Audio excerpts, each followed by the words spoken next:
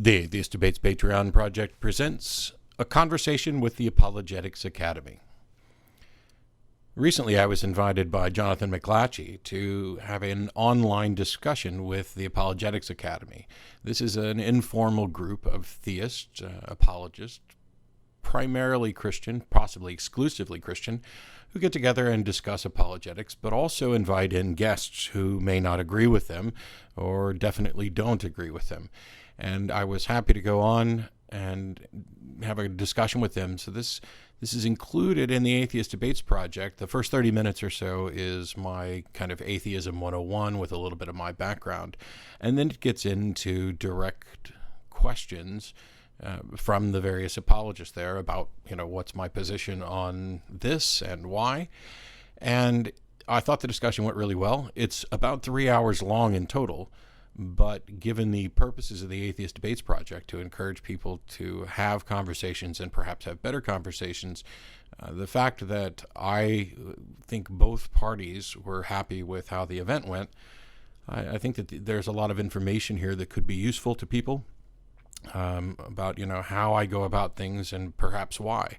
And so if there are questions related to why I answered a question in a certain way or why I didn't address a question in a certain way, you can always submit those and they can be the subject of future videos.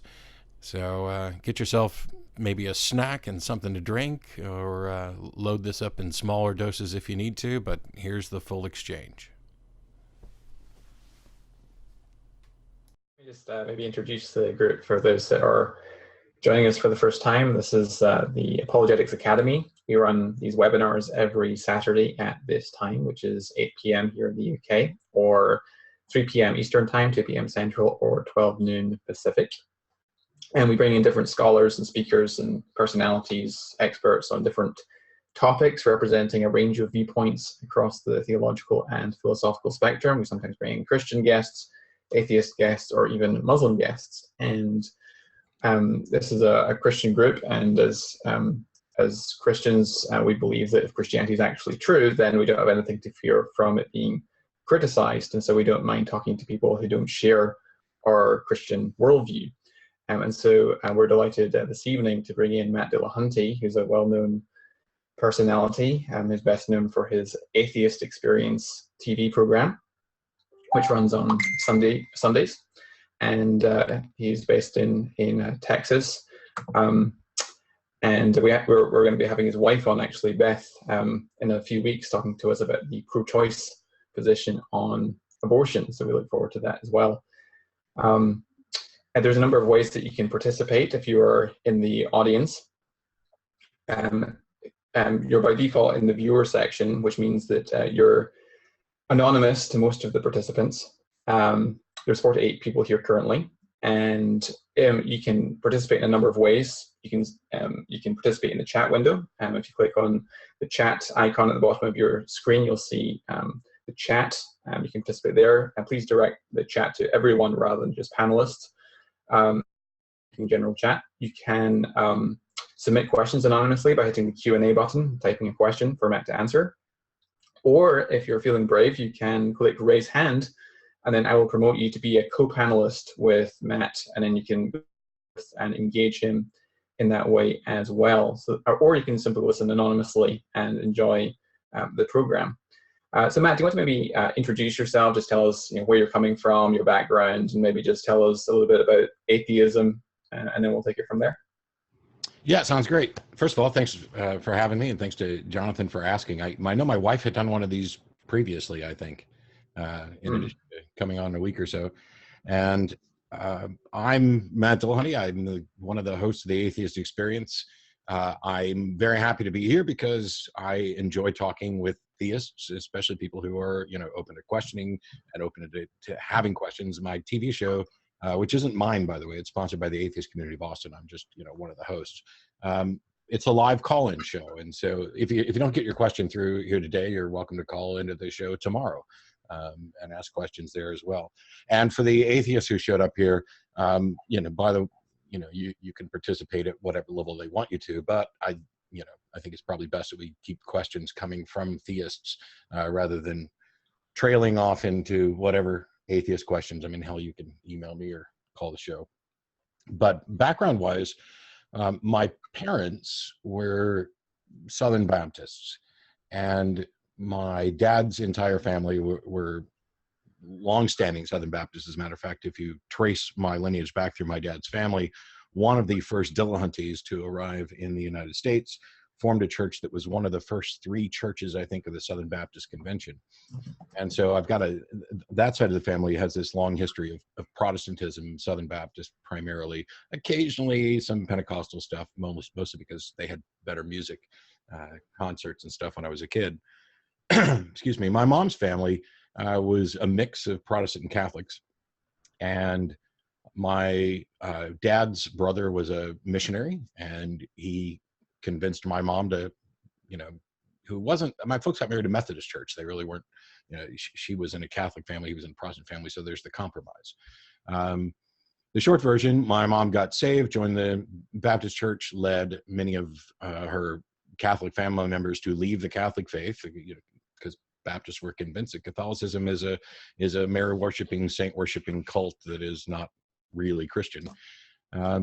And so I grew up in the church, and about age 5 or so, I walked down the aisle at a revival and accepted Jesus into my heart and prayed the sinner's prayer. And I know my folks were concerned, can a 5-year-old, really get saved? How does this possibly work? And I know they talked to the pastor, and the pastor was like, well, we really don't know. It's in God's hands. You just have to kind of wait and see. But when I was a teenager, I was active in the church all the time, voluntarily. I wasn't forced to go, except some Sunday mornings. I'm not really much of a morning person, and I would be forced to go then. But I actually attended church, more than my parents. I was Sunday morning, Sunday night, Monday night visitation, Wednesday night services, youth group stuff, mission groups, summer camp at Camp Windermere in the Lake of the Ozarks. And yes, I'm fully aware that how much you attend church has nothing to do with, whether or not you're saved or in good standing with God, etc. I just mentioned it because I was serious about it. I went in part because my friends were there, but also because I believed. And in my teen years, I came to recognize if I'm just beginning to understand, understand the Bible and understand what God wants now, then I couldn't possibly have understood it when I was 5, which means I'm not really saved and I better get saved now. And so I did all of that again. And I'm sure that there were several other times in my teenage years where I would, being a normal teenager, engage in things that I knew I shouldn't have, and my walk with Christ wasn't correct. And so then you do this recommitment, and there's this kind of cycle that takes place that I've talked about before called the guilt cycle. And by the way, when I talk about religion, my purpose isn't to offend people. I'm giving their, my perspective on it. And when I say things like guilt cycle, I don't mean that there's some nefarious section of the church that has as its goal and purpose to perpetuate a guilt cycle. I'm just talking about this is a natural process within at least my church, and a number of other people have mentioned that it was similar, and there is primarily, I think, Protestant churches, where because you can't live up to what you think you're supposed to live up to, there's this constant rededication. Let me get right with God. Let me get right with God. It's the reason why the churches have revivals all the time, because the church body becomes stagnant, and you hear about churches that aren't Christ-like and all these other things. So I participated in that. When I was 18 or so, I left and was in the Navy for about 8 years. And while I was in, I was still a believer for the entire time that I was in. So unfortunately, I can't claim to be an atheist in a foxhole because I was in for about a little over 8 years.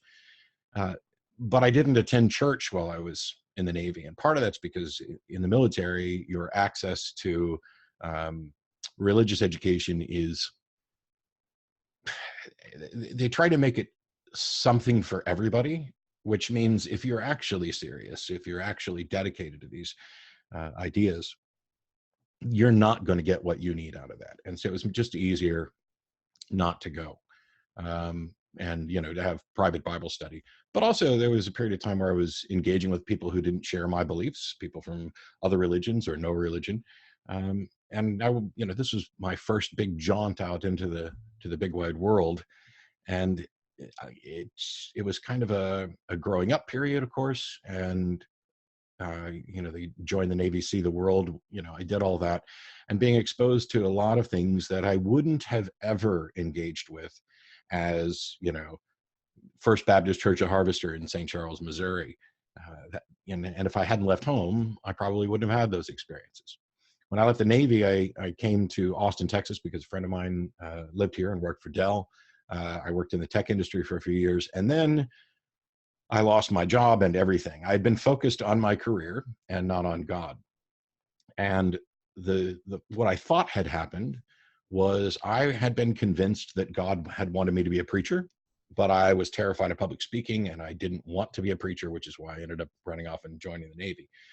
And I wasn't alone. I know that, friends and family members and people in the church were convinced that I had a calling to preach.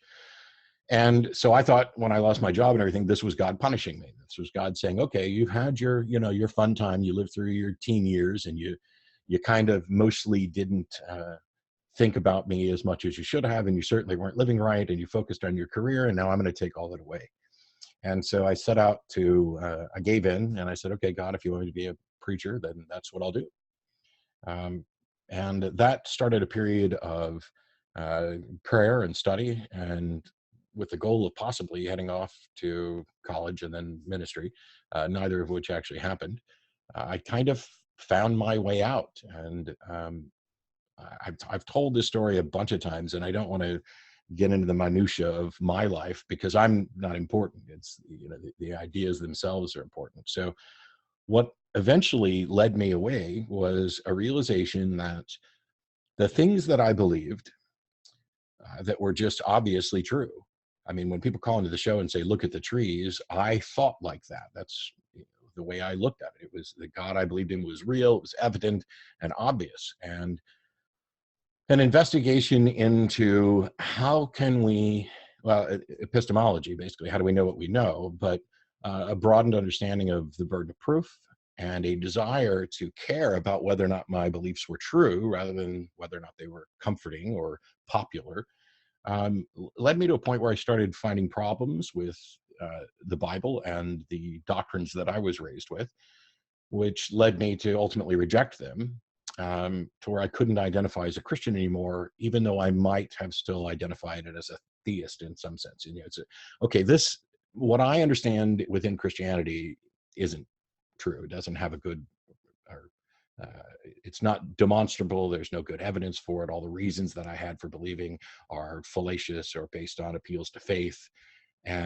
But I wanted to find out what could be true, what kind of God might exist. And so I joke that I started exploring world religions, and I started with Buddhism because I wanted to find out if I would have multiple lifetimes to investigate the question, because it's more than anybody can really do. I mean, you can't possibly study in detail every religion of the world and every religion that's existed in order to figure out which one of them might be correct.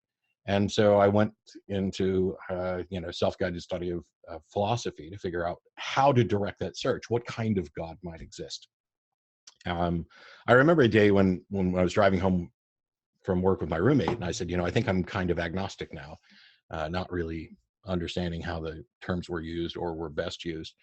But eventually, I just had to recognize I was an atheist. It wasn't a choice that I made. I just did not believe any longer that there was a God.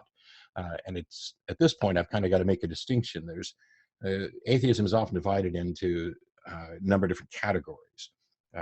Weak and strong atheism is somewhat popular. Most atheists don't bother saying, oh, I'm a weak atheist or I'm a strong atheist.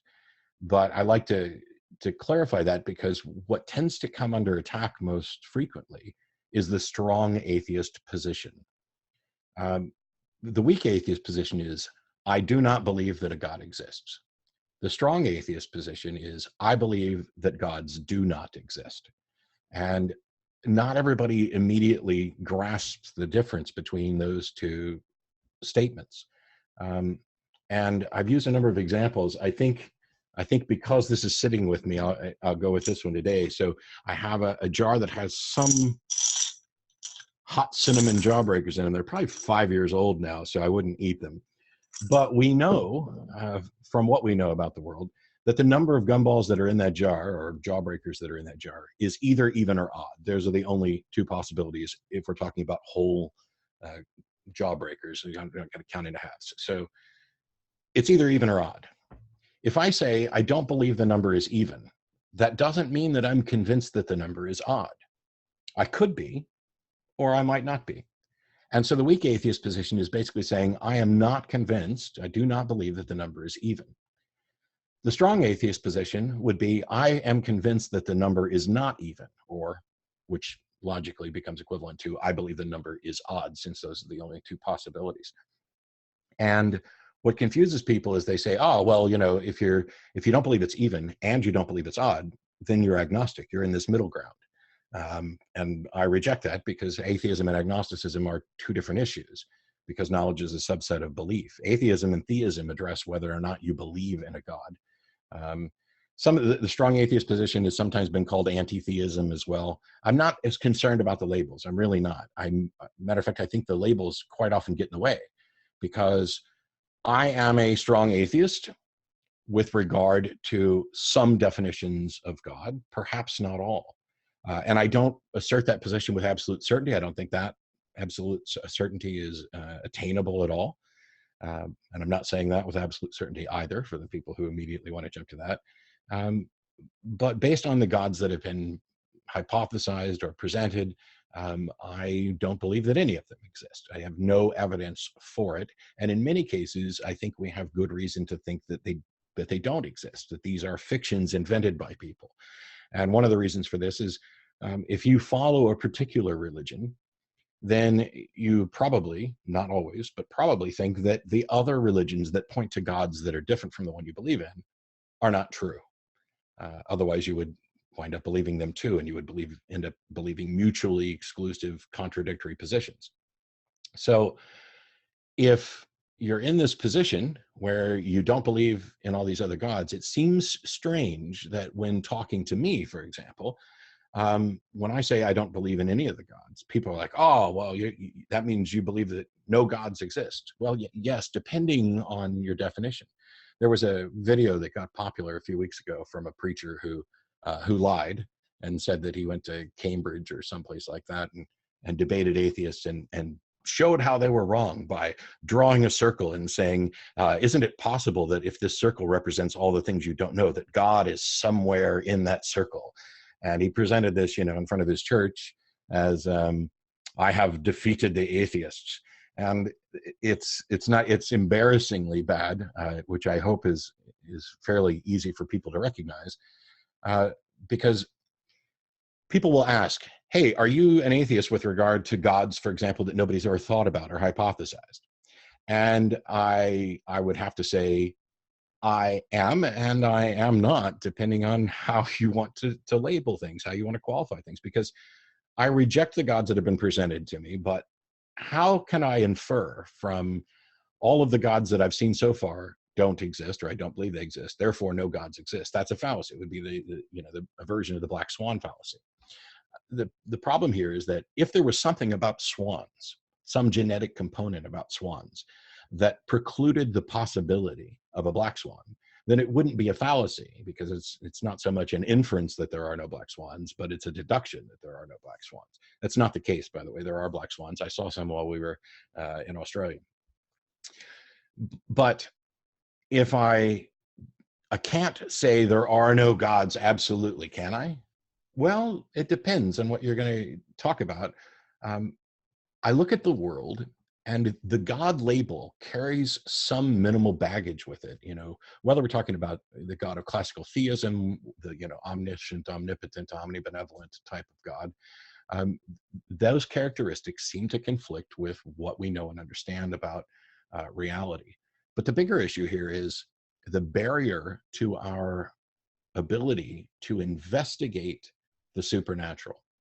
Now, I know the James Randi Educational Foundation for years had $1 million prize. If anybody could demonstrate anything paranormal or supernatural, they would win it. And of course, nobody did.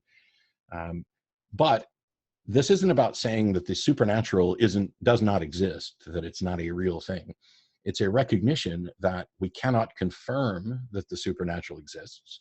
And even if we were able to do that, or we had perhaps good reason to suspect along those lines, there's the further problem of confirming that the supernatural can in fact manifest or affect reality in any way.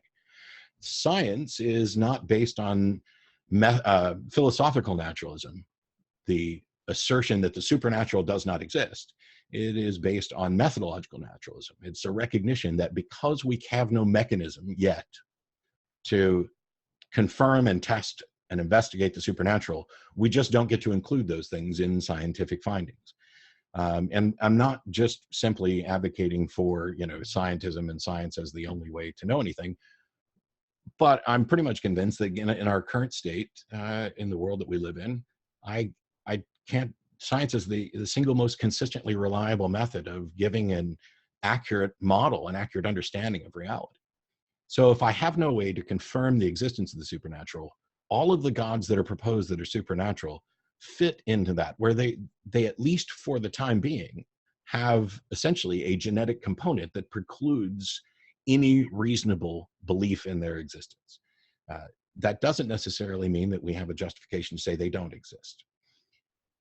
If people make claims about gods, this God cares about me and wants a relationship with me, well, that God probably doesn't exist, because if I was in a relationship with somebody, I would know it. If there was a desire to have a relationship with me, it hasn't been expressed in such a way where I can grasp it or understand it. And so I do, in fact, believe that there aren't any gods, but that's not a position of absolute certainty. And it's like every other scientific position that one would hold, it is tentative and subject to correction. As soon as somebody provides a way to identify and verify the supernatural, to test that it's real, to show that it can, impact reality, then I would accept that that's the case. Until such time, I have no good reason to think it's true. And when we talk about all of the time that we've spent exploring the world and gaining and understanding the world, every single time we've found an explanation for something, it has been natural. It hasn't been supernatural. Now, somebody just grabbed their head and screamed and said, but if you preclude the supernatural, of course, you're only going to find naturalistic explanations. Yes, I agree. The problem here is that the only reason the supernatural explanations aren't included is because we have no mechanism. Somebody has to provide a way that we can test and verify and make use of those claims. And because of that, it gets rid of all kinds of things. It gets rid of ghosts and fairies and goblins and magical powers and gods. So I'm an atheist because I don't believe a God exists. I am perhaps an anti-theist in a couple of different ways, because I don't find that religion is particularly beneficial.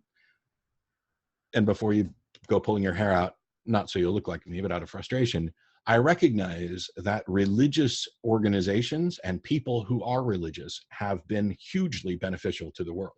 We have hospitals and schools of higher learning. Christianity, in some elements, was essential to eliminating slavery in the United States. It was also used to support slavery in different varieties. But I'm sorry, I got distracted by something in chat, which I'll have to get back to.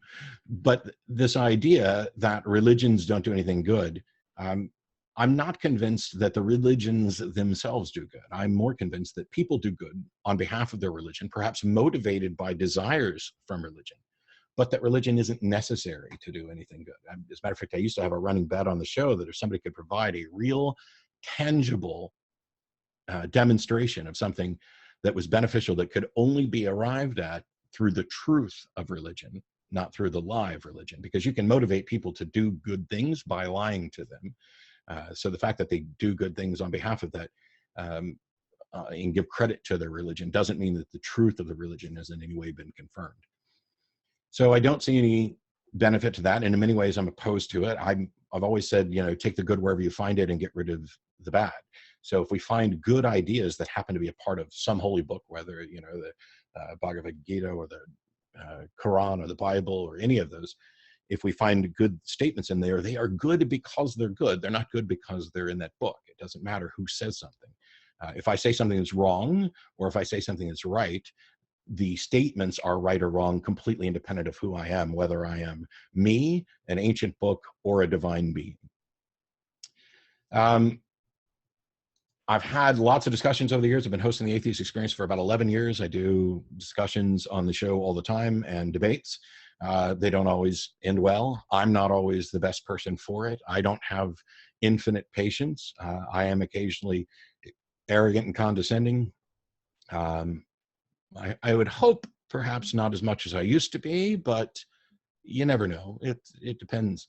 But I genuinely enjoy having the conversations. The problem is, if I have a debate on the show and it proceeds down a path where somebody provides the reason why they believe something. Here's what I believe and why. And the why is the important part. And more important than why do they believe it is why should anyone else believe it? You could perhaps have a personal justification. God has revealed to me that it's true. Well, I can't prove that God didn't reveal it to you. And you may, in fact, have a justification for you to believe, but your personal revelation is only hearsay to everybody else, to paraphrase Hume, and it can't be justification for anybody else. And when we follow this path down, eventually, many times we get to just a claim that, well, you have to take this on faith. There are all kinds of things you don't know, and you have to take this on faith. And I am, if anything, the most anti-faith person you're going to run across. And I define faith as the excuse people give for a belief for which they have no good reason. Because if somebody asks you, why do you believe, for example, that the Earth orbits the sun, you don't ever hear anybody talk about taking it on faith. You offer the evidence. Well, we measured this, we measured that, we came to this conclusion, and here's the model that we have. If you ask somebody to demonstrate, well, you can't see air, as if seeing is the only thing. We can actually measure air quality and figure out what particles are in it, and things like that. We can demonstrate gravity, dropping a pen, but that doesn't provide us an explanation for gravity. And so what I find happens quite often with apologists is there's a parade back towards positions of faith. There is a constant search to find the areas where we don't and perhaps cannot currently, and maybe never, have an explanation and claim that they do. The more sophisticated theologians are, for me, I'm sorry, unimpressive. The arguments for the existence of God have been presented and debated. I've debated several times. Blake and I will be debating again in August on the resurrection. And they kind of vacillate in their popularity. You can watch it on the show. You'll see the teleological arguments become popular for a little while, and then they'll fade off, and they'll get a revamp while the next wave of the ontological arguments, cosmological arguments, whatever. And this is where I get back to this position of, even if you had an argument, you still haven't provided any mechanism by which we can confirm the supernatural. If you want to just say that, oh, we got there by an exercise of pure reason, I think that is where a circle with all the things we don't know is potentially being exploited. The last thing that comes up, or not the last thing, but the last thing I want to mention before we get to questions, is this idea that something is true for me, that truth is subjective. And I've had conversations with people where they end up at the end of it saying, well, I'm not going to be able to convince you, but it's true for me. Well, I reject the idea of truth being subjective. And this, don't get me wrong, there are experiences that I've had that you haven't had. And those experiences are part of my understanding of reality. And so when I say it's true, I also recognize you don't have a good reason to believe this because you weren't there to witness it or experience it. We went to Inks Lake to go camping a couple weeks ago, and I saw 8 snakes. I don't think that they were all different species, but they were 8 different snakes. And, some of them were swimming along the water and everything else. If that's something you had never seen before, and it wasn't within the realm of your understanding of what was, reasonable, you might not believe that I saw so many snakes. Or that I saw snakes swimming. I saw people who were surprised, shocked that snakes could swim. And so there are things experientially that I have good reason to believe, and I recognize that other people who don't have those experiences don't have a good reason to believe. This is often used in the "it's true for me" sense of, well, I've had a personal experience with, the one true God, and this makes my position justifiable. And the problem that I get back to with that is, at that point, when you have experienced something that is outside the realm of what is understood to be real, what method do you have to confirm your personal experience? Because when I see snakes swimming in the water, my process of verifying I'm seeing what I think I'm seeing and not just a stick or a reflection or whatever else is to get independent verification from other people.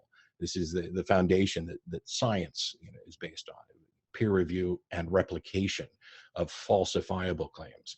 And when you get to the God thing, the God claims, you have something that's potentially untestable, usually unfalsifiable, isn't subjected to independent review. And while you have millions of people who believe this, they don't necessarily believe the same thing, which is how you get 1,000 denominations that all identify as Christian. Because for some reason, this God that each of them are purportedly getting revelations from doesn't seem to reveal the same things to all of them. In some phases seems to reveal contradictory information. So when I put all of that together, I don't have any good reason to believe, and I have a number of reasons to disbelieve, to actively think that these are invented fictions, that what we have are attempts by limited beings to explain things in the absence of good information. And so we tell stories and we try to invent explanations because we're uncomfortable with not knowing. I think the best answer you can give is "I don't know," because that allows you to go out and look for an answer. So we know this happens. We know people have invented religions. Some of them are more obviously invented than others. But I don't think you need some sort of nefarious, we're going to invent this religion in order to control people. I think this is a natural result of minds that are trying to understand the universe and don't yet understand it. There are fears that we have about death and dying and loss and being alone, fears of the unknown. Those types of things, religions do their best to offer explanations for. The problem is this: the religions that have been very specific about their claims, about saying, Zeus hurls lightning bolts. Well, maybe Zeus does hurl lightning bolts, but we have a naturalistic explanation for it. We can never get to the point where we have confirmed Zeus does not hurl lightning bolts. It's an unfalsifiable claim, because you could just say, well, Zeus works through the physics of the natural world. And when Zeus wants to hurl a lightning bolt, he gathers together clouds and static electricity and creates a differential so that the lightning, which actually goes up, or at least my understanding is it actually goes up, even though that's not necessarily the way it looks. But we have an actual explanation, because we've taken an unknown and we have provided a bunch of knowns that together support this. And you cannot explain a mystery by appealing to a bigger mystery, which is why I say that the God explanations aren't explanations. They have no real explanatory power. They are answers. They are posited responses. Hey, why does this happen? Because God did it. Okay, you've now offered your proposed explanation, but you haven't edified anybody's understanding of the subject. All you've done is basically alleviated the discomfort with not knowing by giving an illusion that you do know. It is one of the most common components of religion, which, by the way, none of this demonstrates that religions are false. And that, by the way, is a shifting of the burden of proof. It's not up to the atheist to demonstrate there are no gods. It is up to the theists to demonstrate that there are. And when their explanations are unfalsifiable, unverifiable, when they are indistinguishable from explanations of other religions that they reject, if I'm a Southern Baptist Christian still and I'm rejecting Islam, and yet we're both offering the same argument, the Kalam cosmological argument when we start talking about the origins of the universe. If that can on its own lead to either one, then we haven't done any distinction, even if that argument were correct. And at the end of the day, I'm not convinced, of course, that those arguments are correct, but I understand, or I think I understand, how humankind, has invented gods, which is not to say that every god is necessarily invented. There's this popular idea amongst believers who are not necessarily tied to maybe spiritual but not religious, which I just did a video about, that all religions have somehow touched on some truth but gotten it kind of wrong. That there's something out there that it just doesn't feel right to us, that there's not something out there who cares about us or created the universe or started it off. And so they've all kind of reached in and maybe touched on some truth, but they don't really have the whole truth. Now, all of these things fall into the God is out there in the realm of things that you don't know. When this is presented, it's either a little bit dishonest, although when I say dishonest, I don't mean somebody's intentionally lying or trying to deceive, because they're equivocating between the God that they believe in and the God that we might say, this God might exist in the unknown. So in a way, they're kind of admitting that the God they believe in should either be included in that category of things that we don't know about, and which completely undermines their position that they know it, or they're equating their God with something in that category and claiming that they have special knowledge of this. And that may be the case, but if you have special knowledge and you expect anybody else to be justified who doesn't have that special knowledge, it is on you to demonstrate that you do in fact have that knowledge, how you have it, and how they can have it as well. And I guess I don't want to talk forever about this, because I want to make sure we get to all the questions people have for about as long as we can stand. But that's a lot of the reasons, not all, but that's a lot of the reasons that I'm an atheist. I found that there were things that I believed that didn't have good reason. And when I went looking for good reasons, not only did I not find them, but I found that the questions themselves were flawed, that the proposals being offered not only had not met a burden of proof, but potentially could never meet that burden of proof. Now, I'm absolutely happy to be shown that I'm wrong about that. Unfortunately, the attempts to do so keep coming up with problems and fallacies. And it's one of the reasons why I enjoy doing discussions and debates, in part because, of course, I think I'm correct. Of course, I would like to change people's mind. But in addition to me thinking that I'm correct, I also recognize that I might, in fact, be wrong. Not all atheists are atheists for the same reasons or for good reasons. Not all Christians are the Christians for the same reasons or for good reasons. I'm not saying that nobody has a good reason. I'm saying I have yet to be presented with anything I can identify as a good reason. And the fact that we've been having these discussions and debates for seemingly as long as we've been able to discuss and debate things, I think weighs heavily on the claim that there is or could be a God. Well, thank you, Matt, for that. This is the interactive portion of the program. If you would like to ask a question or converse with Matt and ask questions about things that he's perhaps mentioned, or even stuff that he said in the past, you're welcome to click the raise hand button, which will then indicate to me that you wish to be made live with Matt as a co-panelist, and then I will allow you to go back and forth with Matt and dialogue with him about his atheism. We have one hand raised so far. Let me bring up Curtis.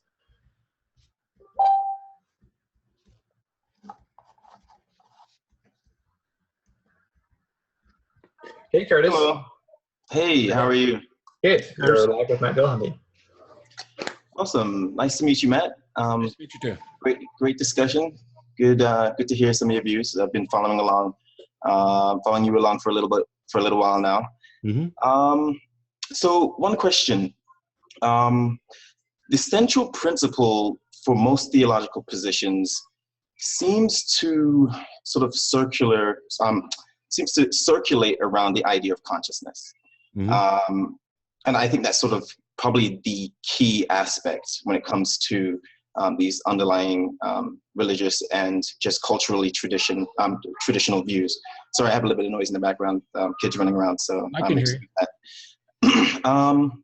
What are your views on consciousness in light of, and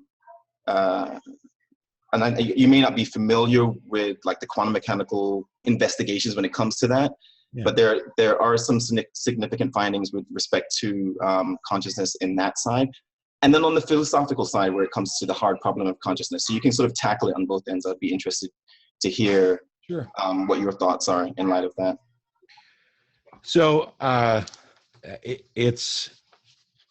think I'd start by saying, I recognize that there's certainly a problem with this idea of consciousness, this idea of self-awareness being an active thinking agent with, reflection and the ability to make decisions based on information, and the appearance or illusion in some people's point of view that we could have perhaps done something different, where we get into notions of free will. But consciousness itself, setting aside the issues of free will, let's pretend for a second that we have no explanation for consciousness, which may in fact be the case.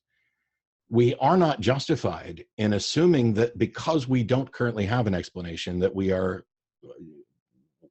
this warrants us leaping to the supernatural as an explanation. The mere fact that we haven't found a natural explanation doesn't mean that there is a supernatural one or that there could be.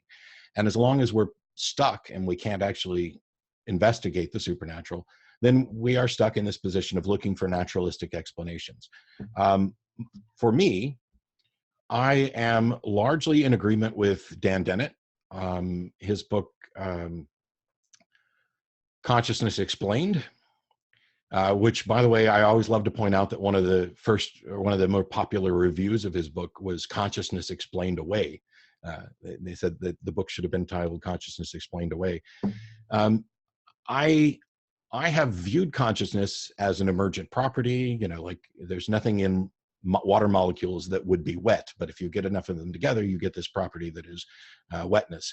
That's a very rough analogy, and I'm not going to say it comes close to comparing with what happens with consciousness. But even, when I was saying even absent an explanation for consciousness is evident. I can tell when somebody's conscious or unconscious. We can test for that. And I think that I can see why this has such impact on people. As a matter of fact, I did a debate about the existence of a soul. And this is where consciousness comes in most often, is in discussions about a soul. And there was a lot of discussion about the brain. If we alter a brain, I lose my memory, I lose my preferences, I can change my personality. What happened there? Is my soul separate? And so there's still this dualism idea of, hey, there's a soul, the ghost in the machine, and hey, there's the consciousness, that are potentially separate.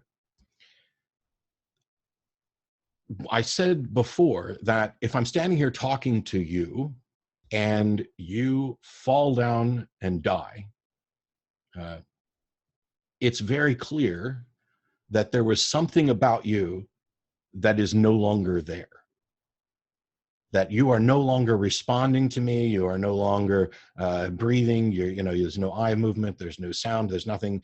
And this is where we get the idea that there's a shell that something has left. But does my liver have a consciousness? Because my liver also dies and could die. I could lose a liver and still be alive. There's something about the liver, it's currently functioning, and it can die. Does it then have what we would call consciousness? And I don't see any great distinction between recognizing the difference between a living thing and a dead thing that requires us to posit a magical substance that leaves, as much as a function that has ceased. And so I view consciousness largely as a function of the brain, an emergent property. The mind is an emergent property of the brain. As with all my positions, that's where I am tentatively based on what I understand. But I don't know how one would prove that there's something more.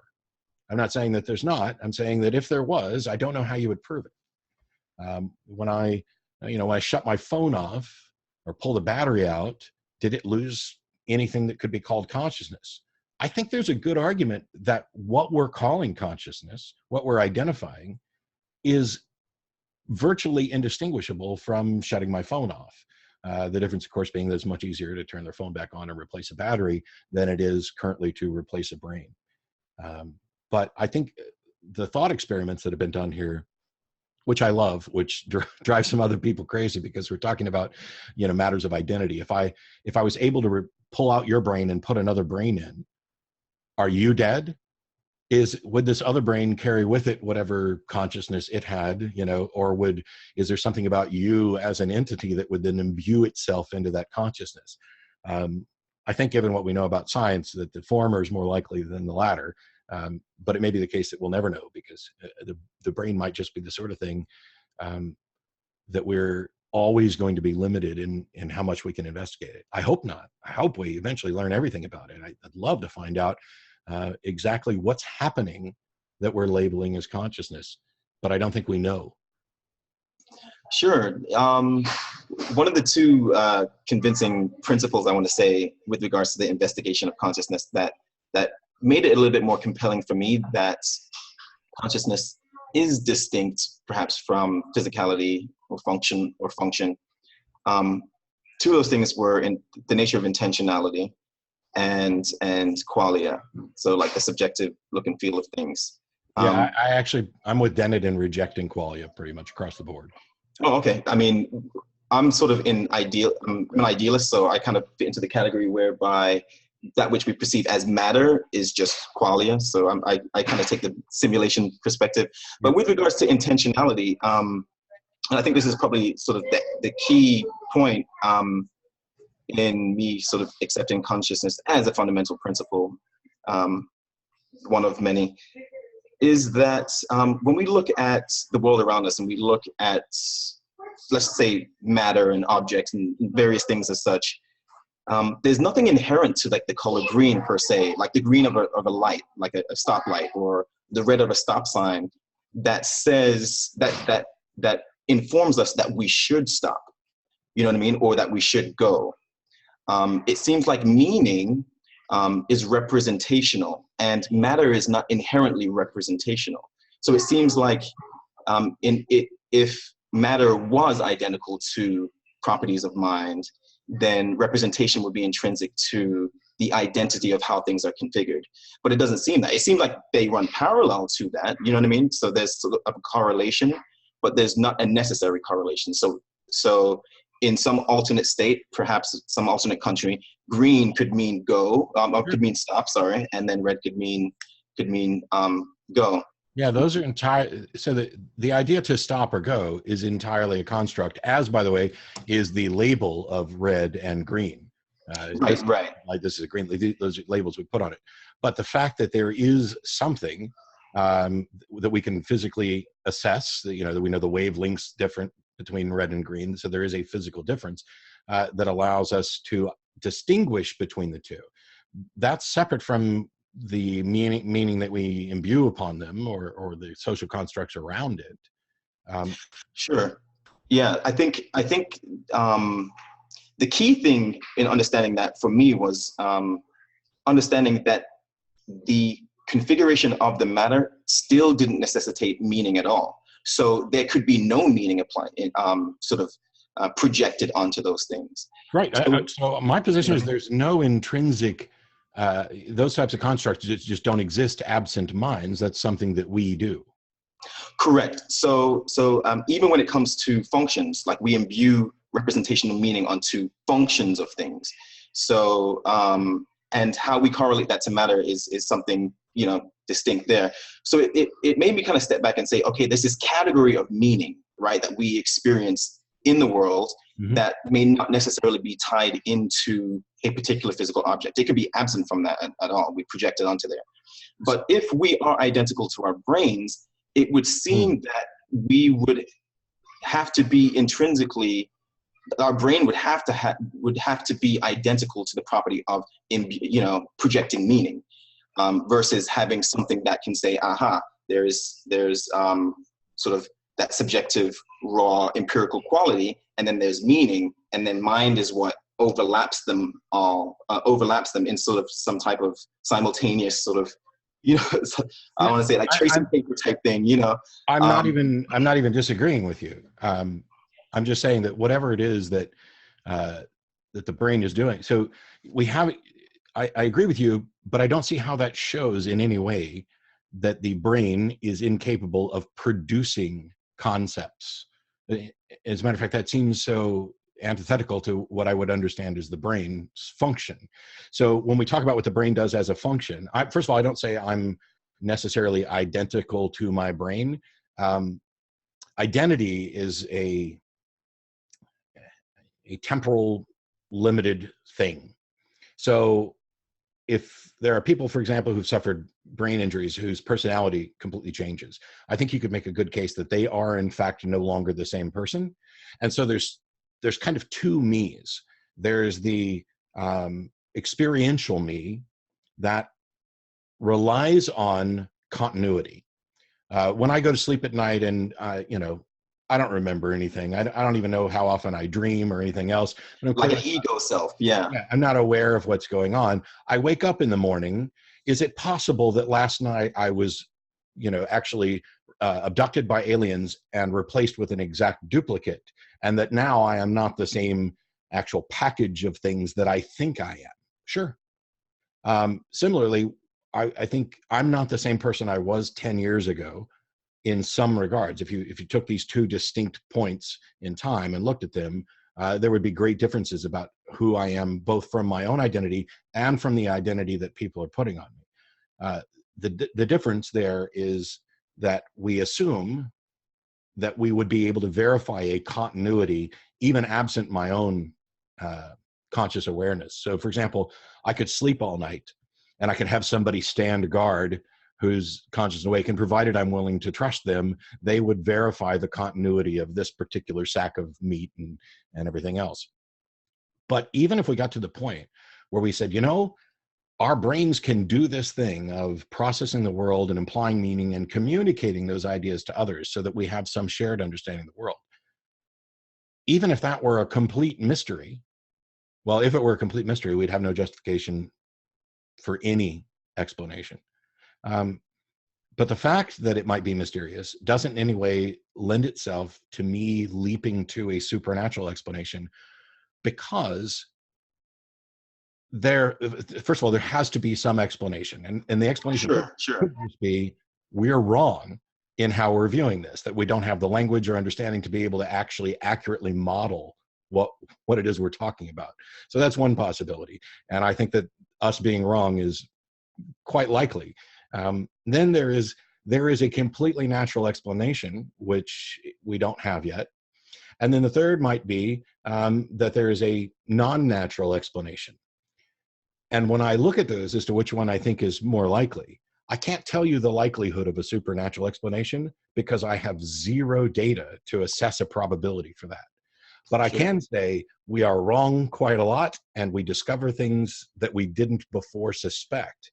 And so those two, while I can't assign a probability to this, so there's always going to be a math error here, those two feel more likely, but at a minimum, these are two explanations that I have access to potentially, and I still don't have access to this one potentially yet. I'll avoid singling it out because that would be rude.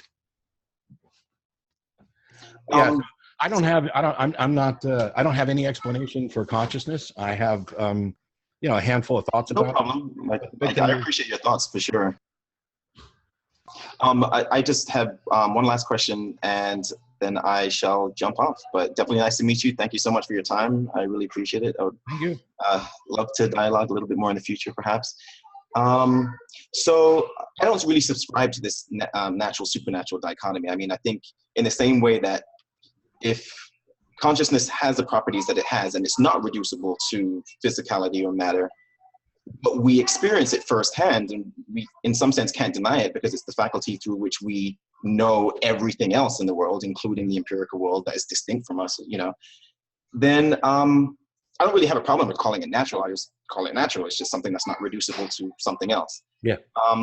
But you seem to have this sort of natural supernatural dichotomy, and I don't know if it's just a response to the typical religious tradition that just floats it around, or if you actually think it's a legitimate thing to kind of hold. But let's just say that there is no dichotomy there and everything's natural. Mm-hmm. How would you define natural? And then how would you demarcate some of the things that might be coherent, but perhaps not actual, like telepathy? Like, we can make technology that can kind of transmit information from our brains, right? But perhaps there's some creature in another part of the universe that has this built-in organic nature capacity to, in the same way that sonar works, kind of transmit this data. If there are some bizarre things, perhaps in quantum biology or something along those lines that takes advantage of some subtle, how would you demarcate that as natural or non-natural or supernatural even? Yeah, I'm not sure that I would. So one of the things is the things that we tend to label supernatural. What if we found out that what we're really talking about is something natural? And it may be the case, and it's been argued before, that the things that we once labeled supernatural, as soon as we find them and understand them, they essentially become part of the natural world. Hey, gravity is a weird thing that was beyond people's comprehension. And when we understand it, it is included in the natural world. And so I think it may be better to do the demarcation between things that real things that exist in reality, are identifiable in reality, that we have some decent understanding for, and things that are outside of our understanding. Things that when we might talk about something like, I'm going to avoid getting too deep into epistemic possibility and metaphysical possibility for now, because it may come up later. But if we say this is possible or not impossible based on what we know. So I don't know that I would draw a demarcation. I think I agree with you that most of what I talk about with regard to the supernatural is probably a response to assertions from religions and superstitions and other things that the explanation is in fact supernatural. So when they talk about, for example, let's say that there was a soul, but it was something natural that we just didn't have some stringy, quirky, put in whatever mysticalized science terminology you want, ultimately becomes the explanation. I'm fine with that. And even if it turned out it was supernatural, if it was something beyond the natural world, even if we got into this idea of there's a God who exists outside of space and time, outside of reality, I think this is where we get to the core of what a lot of people want to label as supernatural. If we found that there was another realm, maybe it's a multiverse thing. Maybe there's just another realm that we didn't have access to. The big point for me is the time to believe that something is true is after it's actually been demonstrated. We shouldn't believe it just because it hasn't been debunked. We shouldn't believe it just because we don't have a better explanation. By the way, not a fan of string theory. I'm not a fan of it being called theory because I don't think it's actually risen to that. I'm not sure, and I have a limited understanding, so I will go back and forth. I've had arguments with Lawrence Krauss and others, and that's just me. I'm happy to have arguments about things because I'm trying to understand them. When he talks about a universe from nothing and stuff like that, but there are aspects of some models of string theory that I don't see should be labeled as a theory. I think it's scientists being a little exuberant, maybe hyperbolic about their confidence in things. But there's no denying that quantum mechanics and other disciplines do actually make predictions, which makes them at least potentially useful sciences. We might find out that we're wrong, just as we found out we were wrong about Newtonian physics. I mean, it is correct within this very limited scope, and outside of that, it's not. And this is all about us gaining a better understanding. So it might be better to say that the traditional claims of religion that appeal to what has normally been called supernatural are either A, not real, or B, not identifiably real, not a part of our actual understanding yet. And both of those pose a problem for religion, because in the first case, the people who believe them are wrong. And in the second case, the people who believe them are demonstrably irrational. They are believing something before there's good reason to. And as soon as they can provide the good reason, I'll accept it. And I would imagine, maybe become a part of science. You get a Nobel Prize for proving the existence of a soul or something along those lines. But I guess that's the best I can do on that. Awesome. Thank you so much. Yeah, I look forward to chatting again in the future at some point in time. Love to chop it up. And I shall step back. Thank you, Jonathan. Thank you, Curtis. Okay, so we have 2 hands raised currently. Let me bring up. While you're getting to them, I think I'll point out that it's fun because I love so many subjects. I'm an expert in nothing. I'm barely an expert in my opinion. And I think it's great that there are, these heavy subjects of consciousness and, string theory and how do we go about labeling things. These are, I love these discussions. Absolutely nothing I say is anything that I expect anybody should take just because I said so. I could be wrong. You need to go out and do your own investigation. I don't know. Yeah. All right. Well, we have Blake. Greetings, Blake. Hey, wow. I'm actually really surprised I'm up first. I waited a long I don't want to talk to this guy. That troublemaker. Hey, are you like finished with this year? It's cool. Yeah. So I've got another 3 months before. Did you do well? Have you brought your report card? I'm hiding it. No, I did. It was good. It was a good year. Of course it was. Yeah. For those who don't know, Blake and I have done 2 debates, and we're getting ready to do a 3rd debate back at the Bible and Beer Consortium, which is still a point of weirdness for me, but. Hey, as long as there's beer involved. But hey, man, Matt, thanks for obviously coming out and doing this with us. That's really cool of you, and it's always a joy to listen to you. I think everybody can pick up on sort of the honesty that you bring to the table, and it just makes a lot of people want to, kind of pick your brain, and I know I'm one of them. Don't pick it apart. I want to be able to talk. Nah, just understand it. I think you and I are on the same page in terms of wanting to really understand each other and where we're coming from. I think a lot about your views, especially because we're preparing for another debate. I've tried to step into your worldview a lot and really understand it. And we've kind of teased out a little bit of it in person or even over Skype. And I think what it ultimately all comes down to is this idea of the method that we use. So you're always talking about how, well, theists come back and say, on my model, we can't confirm the supernatural. And then you come back and say, well, yeah, but that's because we don't have a method that can confirm the supernatural. Yeah. And so I think that's ultimately what it all boils down to, is this idea of a method. And when we were on Dogma Debate, I raised sort of a budding worry about it even being circular beyond what you were objecting to. So some theists say it's circular, you come back with a response, and then there's another step in. And so I want to throw it at you and just get your feedback on it, because it's currently my thought process in terms of stepping into your worldview and thinking, oh, what might be wrong with this? So so you say that science is the best way of knowing not necessarily all the truths out there, but science is good at getting us some truths that we can be confident in, and that's maybe not certain, but that we can be more confident in. So is that right? Okay. So I'm only clarifying this. I know you already get it. Science doesn't make pronouncements about truth at all. Science doesn't say this is true. Science builds models and theories that are the best current explanations given the available information. And they are always subject to revision, so there's no pronouncement about truth, and I know you get that. But when you say science is the best way, what I would say is, currently, I am aware of no more consistently reliable pathway to an accurate and useful predictive understanding of reality than what we have in these sciences, because I don't want to portray science as one thing.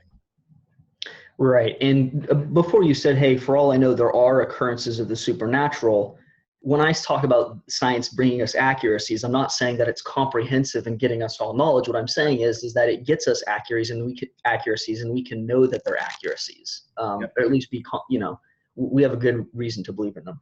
So I just wanted to make sure we're on the same page there. And so when trying to figure out what the best method is for learning about reality, ultimately, we're saying that the best method is the one that is able to get us facts reliably. Is that right? Get us accuracies. Yeah, I think it'd be fair to say that. I mean, I think there's a little bit more to it. There's, the predictive nature of it, but that all gets to determining accuracy. I think my primary objection isn't so much advocating for scientism, although I would. Depending on, scientism gets a bad rap, and understandably, for the same reason that I don't say I'm a philosophical naturalist, I'm a methodological one. I don't tend to say I'm an advocate of scientism, because there's some baggage along with that. Mm-hmm. But my view is, let's say you came up with some new way of knowing, some other process other than science. How would you demonstrate the efficacy of that process without relying on something like science, or it's like if I come up with a new way to measure and I've got a yardstick and it's only divided into inches, and then I have a ruler and I can show, okay, this is subdivided further, which gets me a further refinement. It's still just as accurate as this one, but it's refined further, and you can keep going. So you're basically building off of what you already understand. And so I'm not aware of a way that we could come up with a new way of knowing, for lack of a better label, that doesn't at least begin by demonstrating its minimal efficacy as equivalent or comparable to that of what we have currently. Does that make sense? Yeah, I think so. And so I did want to comment real quick when you talk about like the utility of predictive power. Even there, it's a successful prediction because it churns out an accuracy. Oh, look, it fits an accuracy over there. So that's the value of the predictiveness. So we're confirming the method's reliability by checking to see that it gets us real accuracies. And in this case, if we're saying that the best method is the one that gets us sort of these known accuracies, I want to ask, how do we know what the known accuracies are? Because the next possible circle would be that the so-called known accuracies that we're confirming, the only way we're going to call them known accuracies is if, in fact, they fit the original method. So you're going to say a miracle, for instance, couldn't be a known accuracy. And so even if miracles were occurring all the time, it would never enter into the method, because it would never be allowed as an accuracy, and so it would never be our best way to know things. That's the circle I'm worried about. Do you have any thoughts on that? So how do we know that the method is accurate? And you're concerned about the circularity of that. Well, for one thing, if it wasn't, everything that we know about the universe would have to be wrong. So we're relying on what we know about the universe. It's like saying, how do I know that this ruler is accurately measuring inches? Well, it's because we can compare it to the standard, but the standard is arbitrary. If we went to something that wasn't arbitrary, like the number of atoms in a mole, that's measurable, and the confirmation isn't circular with the method. It is a confirmation of an observation. It is quantifiable, essentially. And this is where we get into a big problem, because there may be things that aren't quantifiable, and those are incredibly difficult to know that we have a good understanding of, which is why science doesn't do that so much as say that this is our best understanding of this. My concern is that, so if miracles are happening all the time, first of all, we have to define what we mean by miracle. And then when we talk about how would we go about confirming a miracle? Now, you wouldn't probably do this. As a matter of fact, you might not buy into much of any of this. I don't know for sure, because we haven't talked about it. But when somebody says that they've witnessed a miracle, and I don't mean a bus crashed and 2 people survived and they call that a miracle, because that to me is garbage. And you're basically saying, why not say that the miracle is that the 93 other people in the bus died? I mean, now you're just being arbitrary about it. So if we're going to try and verify that a miracle happened, that's separate from what caused the miracle. And one of the problems with this is that normally when people talk about miracles, they're not just talking about the event, they are also talking about the cause. They'll say, my aunt had cancer and we prayed and she was completely cancer-free. And so there is the incident of verifying that cancer existed and then cancer didn't exist. And the cause for that is completely separate. How do we tie prayer to that, for example? And even if we could tie prayer to it consistently, how does that tie to the truth of what they're praying to? I don't know of any method to do that. So I don't say miracles don't occur. I'm saying I don't know of any examples or any method by which we can verify that a miracle occurred. And when we investigate the claims of these extraordinary events, sometimes we find that they're not extraordinary at all. There's a statue down here that weeps blood, and we go and investigate it, and it turns out it's not it's not blood, or it's an intentional con, or it's some natural phenomena. I don't know, and that's why I'm stuck. Somebody in the chat just asked if the placebo effect is a miracle. Now I think we're talking about what the brain can't do. Yeah, we'll be there. But I don't know how to verify it. And as soon as somebody shows how they can verify it, I'm on board.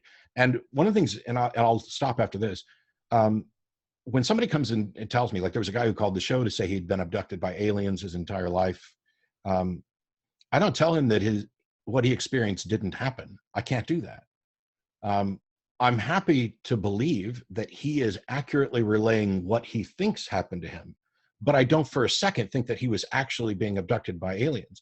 I don't know what, maybe he's got some sort of brain issue, there's delusional, there's a number of possibilities, and one of those possibilities is that he was actually abducted by aliens over and over.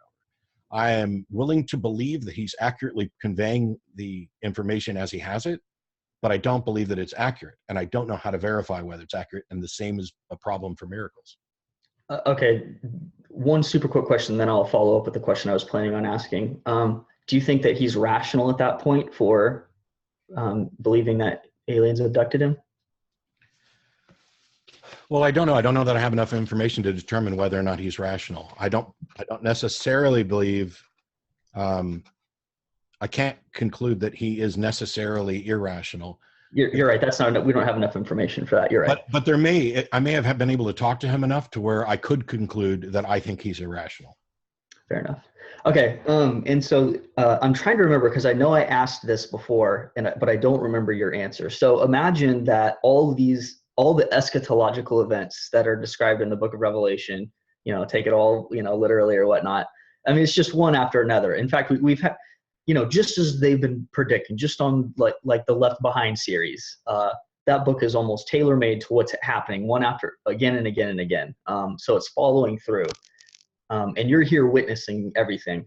Do you have what it takes in order to conclude that something that God is there after all, or what would you do after a certain period of time?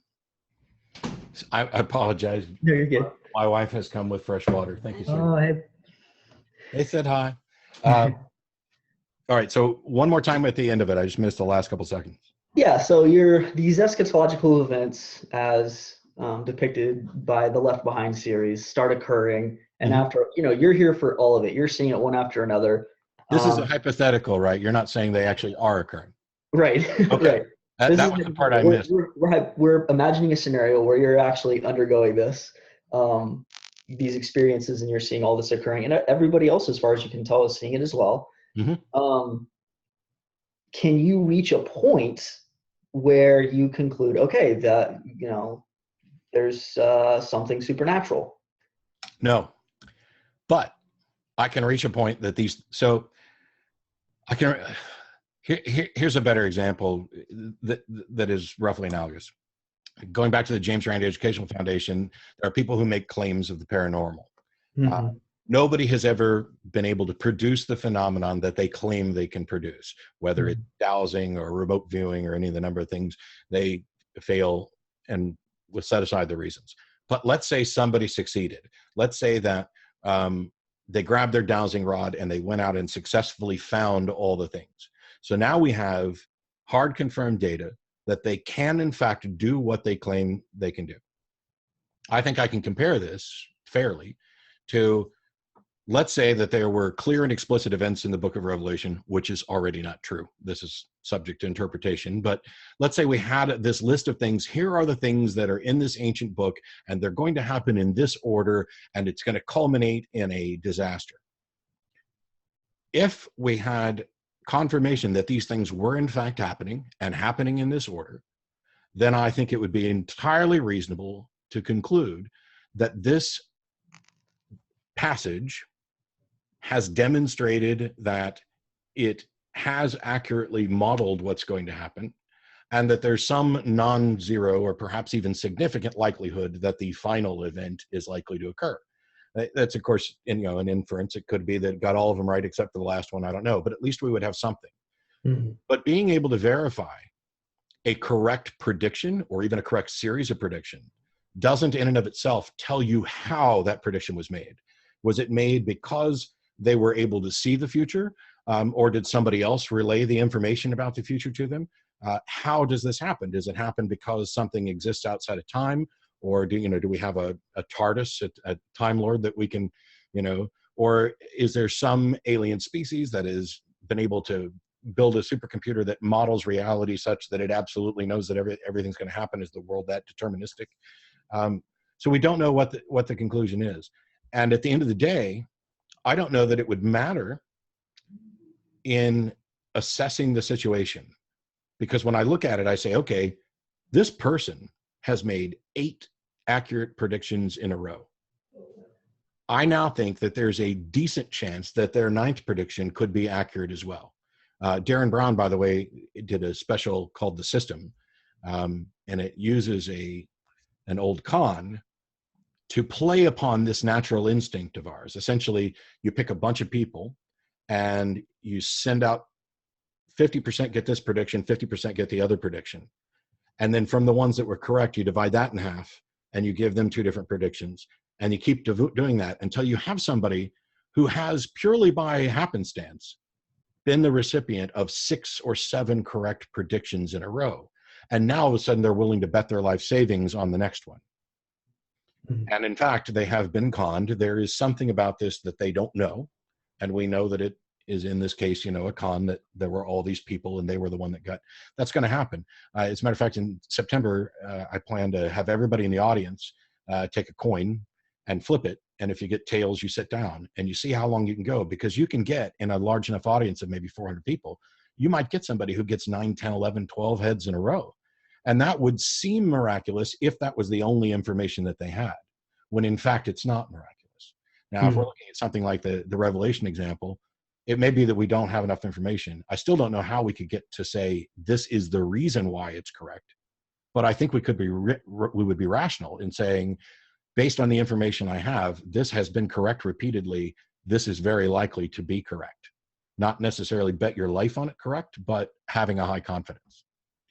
And it wouldn't suggest to you at all that there's something supernatural? No, I'm not saying that. Would I wonder if perhaps there was a supernatural explanation? Sure. Would it suggest to me that the supernatural has become a plausible explanation? No. Because until I can say this is a plausible explanation, I have to have some demonstration that it's even real. Because the supernatural, by the way, ends up being a broad term here. Is time travel, does that count as supernatural? Here's my understanding of supernatural is an effect that's produced or an event that is not produced by natural entities.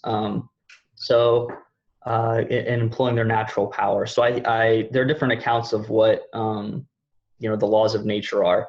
So I'm a substances, powers, liabilities person. I think that you have objects and they have what philosophers call powers. They're things they just do, like electrons just do certain things. They just can. And so a miraculous event is an event that's produced that's beyond the powers of the natural entities operating at the time. Yeah, I think that would require absolute knowledge to conclude that there's something that's not produced naturally. On the flip side, though, as soon as you had a mechanism by which you could demonstrate that something was caused by something not natural, now you don't need absolute knowledge. So you could say, okay, here's what an electron can do. And I think it would require perfect absolute knowledge to say that this happened and it cannot be caused by an electron, because that's not within the realm of things electrons can do. Or you'd at least have to have absolute knowledge about what electrons can do, which we don't necessarily have. But if you had instead confirmation that this was not from electrons, that this was, I don't know what the mechanism would be because we're not there. Then you wouldn't need absolute knowledge about electrons. All you would then have knowledge that this is not included in electrons, even if you don't know what everything is included in electrons. Does that make sense? I think so. I think I get the gist. Very cool, man. Well, thank you so much. I'm going to let other people get their questions in. Looking forward to talking in August. Yeah, I'm looking forward. It'll be the first debate that I've done on the resurrection, and I'm so happy to be moving beyond the generic God claims, especially, and no offense to you, but you already know how I feel about it, when I debate, Jesus-loving theists who only present abstract notions for a deistic God. It just drives me crazy. Yeah, I know how you feel, because I want to talk about Jesus's resurrection as well in those debates. I know for a lot of us, at least, the sentiment is it's such a big topic. The thing is, go ahead. Well, it's such a big topic that trying to justify both God's existence and Jesus's resurrection, which you need to do, it's just nearly impossible to present a case that would be remotely persuasive that quickly. So most just try to take it bite-sized chunks. So I will say this, and I know that you'll take this as it's intended, but since this is a specific group about apologetics, the more often this happens, the more the secular community starts to develop perceptions about debaters. And so I will caution every Christian apologist in particular who's going into a debate, if you come in and debate the existence of a God and keep it generic, a deistic, the cosmological argument, etc., that's fine. But if in your closing remarks you start to go on and on about Jesus and all these other things that you haven't talked about in the debate, the secular community tends to look at that as, wow, look how dishonest these folks are. They're just trying to smuggle a Jesus message in. Doesn't mean that's the case, but that is how it's perceived. And there's a lot of talk of people that's like, why don't they defend this to begin with? Part of that, or at least probably the apologists. I don't think I did this, but I would have if I thought about it. Just saying, because I think it's obvious. Obviously, just because God exists, that doesn't mean that, Jesus resurrected from the dead or that Christianity is true. But I think if in the Christian mindset, there's a bunch of people listening. In our mind, it's true. Christianity is true. And so it makes sense to present the gospel quickly, like Jesus this to, and invite them to think about it. But it's a terrible position to be in, and I understand it, having been there before, where let's say I was still a believer, you and I feel an obligation to share the gospel message under any circumstances, and it's hard to pass up. You've got 400 people here, you've got a bunch of atheists, and I have to at least share the gospel with them, because that's the Great Commission. There's no Great Commission to demonstrate the cosmological argument. It's just tell them about Jesus. Get into a debate like that, I understand the necessity. You did it just a little bit in one, but John did it much more in another, and the comments on YouTube were just... Oh, man, okay. But I ignore YouTube comments anyway, because it's a cesspool of garbage, even on my own videos. So I'm pretty much done with YouTube comments. Cool, man. Well, thanks again. It was good chatting. Sure, thanks. Thank you, Blake. Okay, let's bring up, we currently have 4 hands raised. Jason's been... I will try to be more succinct so that people don't have to wait as long. Hey, Jason. Oh, hey, Matt, how you doing? I'm doing pretty well. How are you? I'm pretty good, man. You and I have actually talked before on via email and in your Path of Exile stream. First thing I wanted to say was thanks to Apologetics Academy. That's pretty cool, having you on here. I'm loving it. And the other thing I wanted to say, I kind of wanted to pick your brain on it a little bit, Matt. It seems to me, as a former theist, and I was an atheist in a foxhole for over 23 years. I was a former theist, fundamental Baptist. It seems to me that there is actually like this overarching lack of humility in the theist position. I'm not trying to insult anybody, but what I'm getting at is basically that you would have to believe at your core that the creator of this 13.5 billion light year wide universe and over 24.5 million different species of animals, we're basically floating, on a piece of sand on a big beach in a universe of beaches, right? So I've wondered what you thought maybe about using that to actually point out to theists that when they come to you and they act as if they're being humble, that their position really isn't one that of humility at all. It's really, basically the creator of everything is my best friend.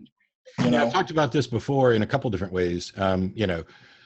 Of course, if there's something monumentally arrogant in assuming that the entirety of the universe was created with you as the special purpose, this is true right down to, Jews being the chosen people of God. Even out of all the people on earth, the Jews were the chosen one. You can, and I have pointed out how arrogant this is. On the other hand, having been a Christian for a number of years, I also understand it from that perspective as well. I didn't think so much that God did all this specifically for me because I was special. God did all this specifically for me because God was special. Right. So you could make an argument that this is a false humility, but I tend to view it more as understanding. I want to make sure that if I'm addressing somebody and their views, I address it as honestly and accurately as possible. So I can talk to them and say, wow, it certainly seems like it might be incredibly arrogant to assume that the entirety of the universe was created for you, or even for us. Because quite frankly, when we do it as a for us, then that takes away some of it. It's not so much that I'm special, but humans in general are special. We have that view all the time anyway. When you talk about, when you start arguing about evolution and things like that and consciousness, humans are the ones that are, the absolute pinnacle and best. Well, yes, under human criteria of what we value as best, we're the best. We're not the best runners, we're, et cetera. There's also a counter to this within the various theologies, that not only is it not that we're so special, it's God special, we should just be happy. There's the opposite of that we're not only not special, we are, reprobate degenerates who are deserving of, torment and torture. And God in his infinite mercy has decided to spare at least some people from that. Yeah, right. One of the things I try to do if I'm going to actually have a conversation with people is, the whole tell me what you believe and why. I keep cautioning atheists, because when we start talking about arrogance and condescension, the atheist community has got its fair share of that too, and I've been guilty of it on many, many occasions. You can't do a show for 11 years and not come off as arrogant and condescending. You can't pretend like this group of people who don't believe what the vast majority of people believe have somehow got the right answer isn't arrogant. We could be completely right, but it doesn't mean that it's not necessarily arrogant to do so. So I've kind of changed some tactics over the years. I'm happy to call BS wherever there's clear BS. But the one thing I've made sure that I stop doing is asserting what someone's motivations are as if I could read their mind. This popped up just yesterday on a new YouTube video I posted where somebody commented about Josephus, and I pointed out that the Testimonium Flavius is most likely, I'm convinced, an interpolation. And somebody came on and said, oh, I hate it when atheists call it an interpolation. It's a fallacy. It's an obvious fallacy, and it was done by these people for this reason. That just makes atheists look completely unreasonable. It's one thing to say, based on the evidence, I'm convinced that this particular passage was inserted at a later time, possibly and probably by these individuals for this reason. And here's my evidence for it. It wasn't, cited by Origen, even though he was, familiar with this. So if he would have cited it if it was there, so clearly it came in later. And there's a whole bunch of arguments that you can make. But as soon as you say that this is a fiction invented by these people for this reason, you have not only adopted a burden of proof that you probably can't meet, but you've shifted the burden of proof, because if in fact it is accurate and reasonable, it is on them to demonstrate this. And Right. the error in shifting the burden of proof is this: I'm a believer. Of course, I'm convinced I'm right. I already have this perception that you have to prove to me that I'm wrong before I'm going to change my mind. If in fact you try to prove that I'm wrong by adopting an unmeetable burden of proof and you fail, I become more convinced that I'm right, because I've now had an occurrence where somebody tried to prove that I'm wrong and they failed. And that, even though it shouldn't be evidence for my position, does end up weighting it. And that's why I try to be very careful about how things are phrased. I'm going to screw up over and over again. We all do. My big thing is to say, instead of so much asserting that what you believe is wrong, I want to get to whether or not you should believe for the reasons you give. So it's not so much when we say, oh, well, did Jesus actually exist? I don't know. I'm fine either way. I'm fine with the idea that there was a real historical person, and I'm fine with the idea that there wasn't. Right. What I want to address is why people believe it, and then point out why I don't, in the hopes that this shows them that their reasons for believing are false, even if what they believe might be true. Because accepting that possibility, for example, I roll a die 6 times with my lucky socks on, and I get 6 sixes. Oh my gosh, my socks are lucky. Hang on a minute. Let's talk about why you think your socks actually had something to do with that roll. Instead of talking about whether or not you actually rolled 6 sixes, which you in fact did, let's talk about what your justification is for the reason. So I'm really pushing a lot less pretended mind reading, a lot less hyperbole. And I think the only time I would really point out that a particular position is arrogant is if the individual expressing it was clearly also being arrogant. Well, that's the case that I've tended to use it in the past. It's not like I just come out and say, hey, you're arrogant, because I have the experiential position of actually being there. And I happen to know that like the majority of Christians are usually just, fun-loving guys and gals like everybody else, but every once in a while you get somebody who's, all hellfire and brimstone. When I was a theist, I was pretty hellfire and brimstone. It's part and parcel of being a fundamental Baptist. I try to make sure I don't pick out the worst examples either. There are occasions where I will point out Westboro Baptist Church, but they don't really represent the bulk of Christianity. Right. There are occasions where I might pick out that Pastor John Anderson dude or whoever. But depending on how you're using it, that could be a completely, dishonest thing. I've seen people produce videos against SJW, feminism, whatever else, and then they go out and get the worst arguments. And I've seen the thing work in reverse too. So I think our community, the atheist community, is struggling with a lack of nuance in a lot of the discussions. And it's understandable, because a lot of atheists who come from theistic backgrounds are furious that they were, from their new perspective, they were duped and deluded. And it's really easy to leap to, oh, this was intentional. This is for control. It's the opiate of the masses. There's, this desire to control people. And I think it's a mistake to, even if it were true, to go down that road if you can't demonstrate. Okay. Well, hey, Matt, there's just one more thing I wanted to run by you, and I'll let you get to the theists, because when you get an opportunity to do that, right? There's been a lot of atheist call-ins lately.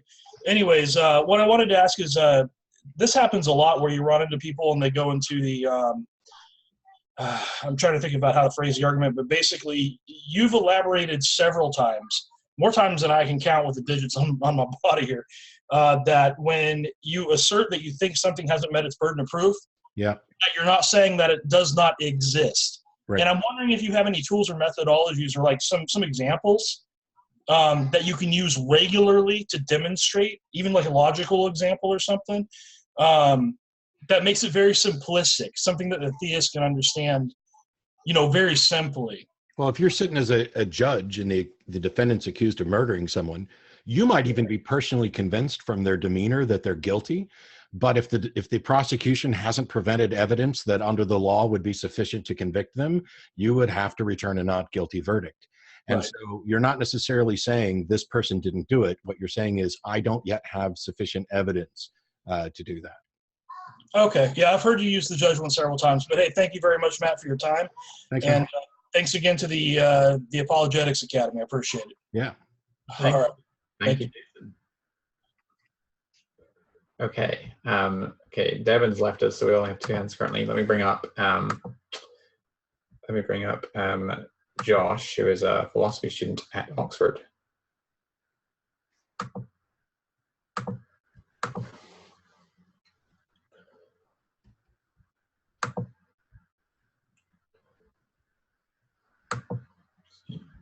For some reason, it's not promoting. Here we are.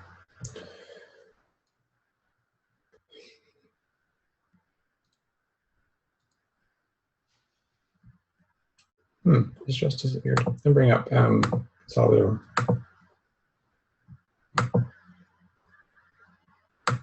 You're in the UK, aren't you? I am. Yeah, I'm currently in Newcastle in the northeast of England. I'm hoping to. I was in Manchester last year.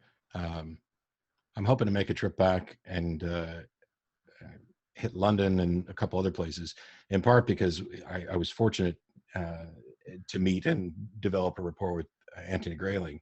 I'm desperate to go over to his College of the Humanities and explore it and perhaps talk to some of the folks there. So. Great. Well, Salvador is on. Hey, Salvador.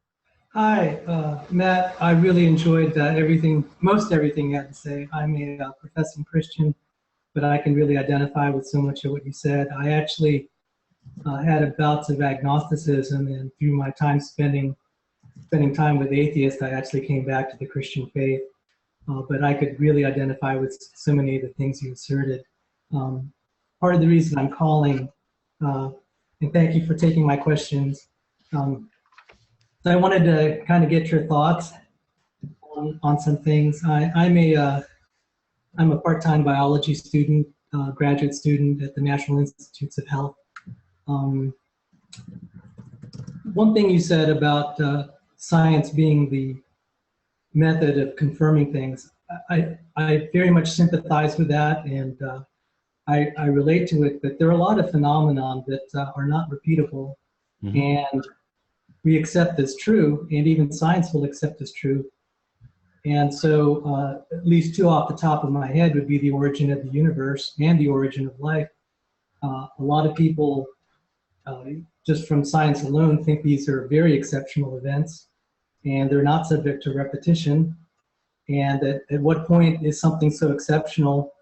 How exceptional does a phenomenon have to be to qualify as miraculous? So I posed that question to many atheists, and a lot of them said, well, it could still be a natural phenomenon. What they really mean, God wasn't involved in it. And I accept that as their answer, but if that's the case, then it seems no phenomenon, no matter how exceptional, would qualify as miraculous. The other thing is, if one is requiring miracles to be repeated, that sort of destroys the idea it's a miracle. It's a law of physics or chemistry. So that's one of the reasons, as much as I sympathize with the skepticism, and I value the skepticism of the atheist, I came to a different conclusion. But anyway, I like the rest of pretty much everything you had to say, so thank you. So I would say the fact that an occurrence is unique can never confirm that it's miraculous.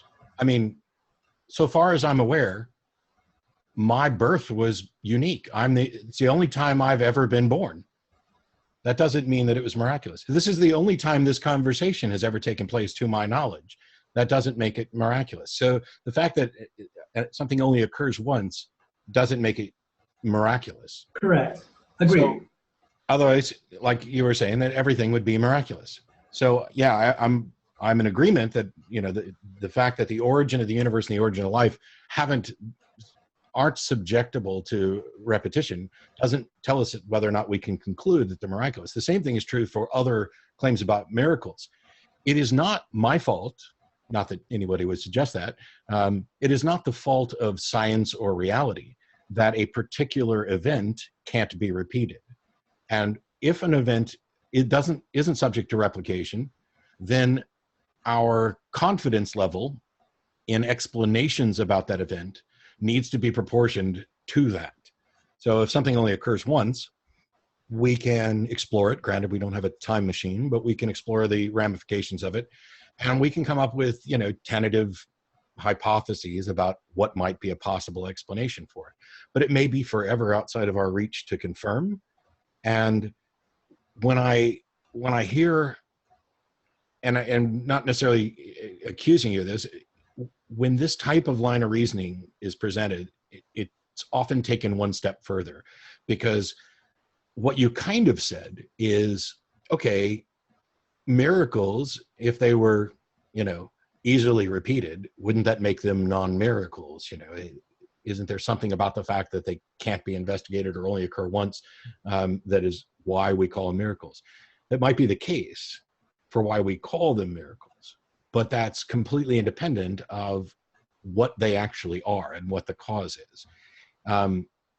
It's another way this comes about is people say, well, you're relying on science and God isn't subject to scientific investigation.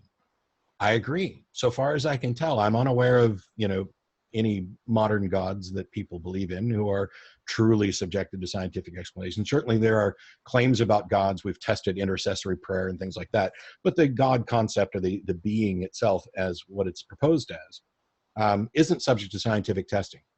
And the theist will say, God isn't subject to scientific testing, therefore you can't show that he doesn't exist.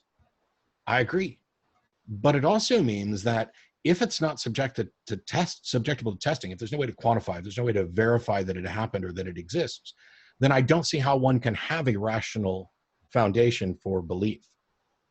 And I know plenty of people who call themselves skeptics who don't have a great understanding of skepticism. I also know people who say, I'm a skeptic and I'm a Christian, or I'm a skeptic and I believe in a God. And their reason is skepticism has nothing to say about untestable claims. And my answer has been the same for years. Yes, it does.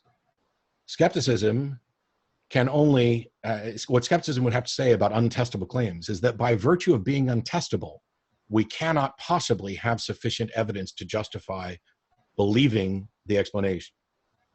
It's not, when you say that God isn't testable, it is an admission that we cannot have good reason to believe in God.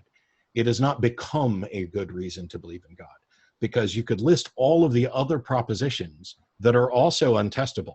And to be intellectually honest and consistent, you would have to believe all of those other things as well. If your reason for belief, and I'm not saying you, but if someone's reason for belief was this sort of thing isn't subject to the tests of science, so you would have to believe all those things. Well, if I could share my perspective, and I thank you very much for your comment.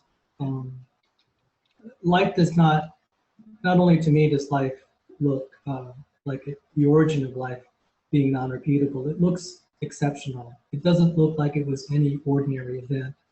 I do have some background in statistics, and I actually was in the credits of a documentary about Christian gamblers who beat the casinos for 3.5 million. I saw that documentary. Oh, the Holy Rollers. Yes, you'll see my name in the credits. I've seen Holy Rollers. I think it was on Netflix for a while. I hope you liked it. I hope it did. It was interesting. Well, you could probably guess where I stand on Pascal's wager, but that's another topic. I just wanted to say, to me, life looks exceptional. The statistics. I agree, but if something has happened once, and it looks exceptionally unlikely, even though we do know that the building blocks of life exist outside of Earth, and the conditions that we suspect might have been. The fact that we can't reproduce an exact abiogenesis event that directly maps to what happened here on Earth doesn't mean that we're necessarily blocked. The field of abiogenesis, we don't know how life evolved here or how life began here, but we do know that the principal elements can be demonstrated under certain conditions. We don't necessarily know what our conditions are, but even if it happened once, and I would agree it's extraordinary, I don't know what conclusion you can draw from that. I don't know, when you talk about statistics and probability, you can say this is really, really, really, really, really unlikely. Okay, fine. How likely is it that a God created it instead? You have no way to calculate that probability, so you can't compare to say which of those two is more probable. Oh, agreed. And that lends to Pascal's wager, but I don't want to go there. But I do want to say. No. I do want to say this. I think I heard you interview former pastors who became atheists. So I'm starting to, yeah. I thought those are very compelling, and really that's the end of my comments. I thank you for your time. Great. And by the way, I've got like a 35-minute video on Pascal's wager and everything that's wrong with it, if you want to look at that. If I have time, I will. Okay. Thank you very much, Matt. I really enjoyed you visiting. Thank you. Thank you. And I see that Dargendorp's in here. Dargendorp, the official keeper of all things Matt. If you want to find any of the talks that I've given, or you can always go to my YouTube channel, but if you go to tinyurl.com/themmattlist, he has been diligent in every talk that I have that's up somewhere. He's posted there. So thank you so much for showing up again and being helpful in chat. Thank you, Salvador. Now we have Josh up. He's a philosophy student over at Oxford University here in the UK. Go ahead, Josh. Hey, Matt. Hey, Josh. Hi, I'm Josh. That I have got here late, and so I don't know how it quite started. I got here kind of midway through Blake. And so, yeah, there are lots of ways we could go with this. One of the things so you're talking with Blake about miracles. I think miracles are interesting, so we could go there for a bit. It's not difficult to say that would you say that we could be rational in believing that there were blind people who are no longer blind? And that kind of happened in a second without kind of some sort of scientific intervention. All right. So there was a blind person who's no longer blind, and it happened in a second. Would we be rational believing it? Not without more information. Okay, so that if we had sufficient evidence for it. So, for example, I knew the blind person for years, and like I saw them, and then I saw them just before, and like they couldn't see, and then I saw them just after, and they could see, and like we could apply tests before. Yeah, if we can verify, if I have verification that somebody I know, like my wife's mother, for example, is deaf. Right. We know she's deaf. She's been deaf from birth. If she showed up at my house and was able to hear and demonstrated, I would be perfectly rational in accepting that she can now hear. Great. Okay, cool. That's cool. That's great. I hoped you at least would say that. That's fine. In terms of determining what is rational is based entirely on the evidential support for it. Right. So it's not just your original one was somebody was blind and a minute later they weren't without the intervention of science. Right. So I'm like, I'm with you. Like this is evidence that this isn't like, oh, like this person in somewhere in the world and Peter and like kind of wires and all that. But I'm a fan of James Randi as well. So I think so. My next question would be that in terms of mechanisms for identifying miracles, one way that I would kind of think about it would be the following: that if we could have that we could have a situation, and this is dependent on evidence, and I'm not going to go into that because there are places where that's better documented than I can do in 30 seconds. But suppose we had that kind of evidence to say that blind people could see or that deaf people could hear and that kind of thing. If we had one theory that's predicting that and that's going to take place, and even that will take place in specific circumstances like prayer or that kind of thing. Then if we have another theory which really doesn't predict that at all, and that really doesn't predict that, then the other one theory is that you can call it better. I know you're not like huge a fan of kind of talking in truth terms in terms of science stuff, that's fine. But if it's like the theory that predicted that deaf people were going to hear and blind people were going to see, that would be a better theory than the other one. Would you agree with that? Well, first of all, I don't know that I'm reluctant to call them theories, but for the sake of conversation, into that route. So this is basically the, on theism, this is more probable than on atheism. Sure. And I think it makes the mistake of saying that this is consistent with this particular hypothesis. Right. That doesn't mean that we have any good reason to think that hypothesis is correct. When we're demonstrating, causality, you need necessary and sufficient. And so while theism is a sufficient explanation, a particular version, the miracle working, healing of power of prayer model of Christianity would be sufficient to get that result. It may not be necessary to get that result. And if you compare it to on non-theism, I don't have any reason to think that because we've observed that it happened, that we can conclude that on theism on non-theism it's any less likely. And we still haven't demonstrated anything about the necessity of either. And so I'm slightly confused. I'm not sure where I've got confused, but so hang on. So taking theism, I would be like, this isn't, I'm quite happy to leave aside a generic Christian theism, and go to a Christian theism that, let's say, that's saying certain things that would be a sufficient God to kind of create miracles, I think. And so I'm not sure. It'd be sufficient. If you believe in a God that can do miraculous things, it's automatically sufficient that it can do miraculous things. But that's by definition. Right. What I'm talking about is when we try to figure out what's the most probable explanation for this. Okay. And so when we do that, you can't just do like on theism versus on non-theism. Right. And in part, this gets back to the last call when I talked about the statistics for how incredibly improbable the origin of life might be. But we have no way to calculate how probable it is on a theistic model because we have no data for that. And so let's say my wife's mother regains her hearing and comes in. I would be fully happy to say, this happened. I believe that it happened. What is the explanation for this? And if there were people who were saying, our religion holds that if we pray for this to actually happen, it happens. And so it's more likely that our prayers cause this than any other explanation. Sure. And that is an error in a determining probability because you have not evaluated any other explanation. You have not evaluated every other explanation to say that yours is more likely.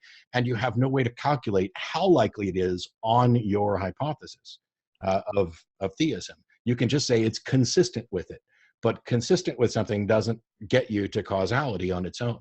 So my take on the miracle would be, if you'd like to call this a miracle in the sense that something has happened for which we don't have a natural explanation, okay, in that context, it's a miracle.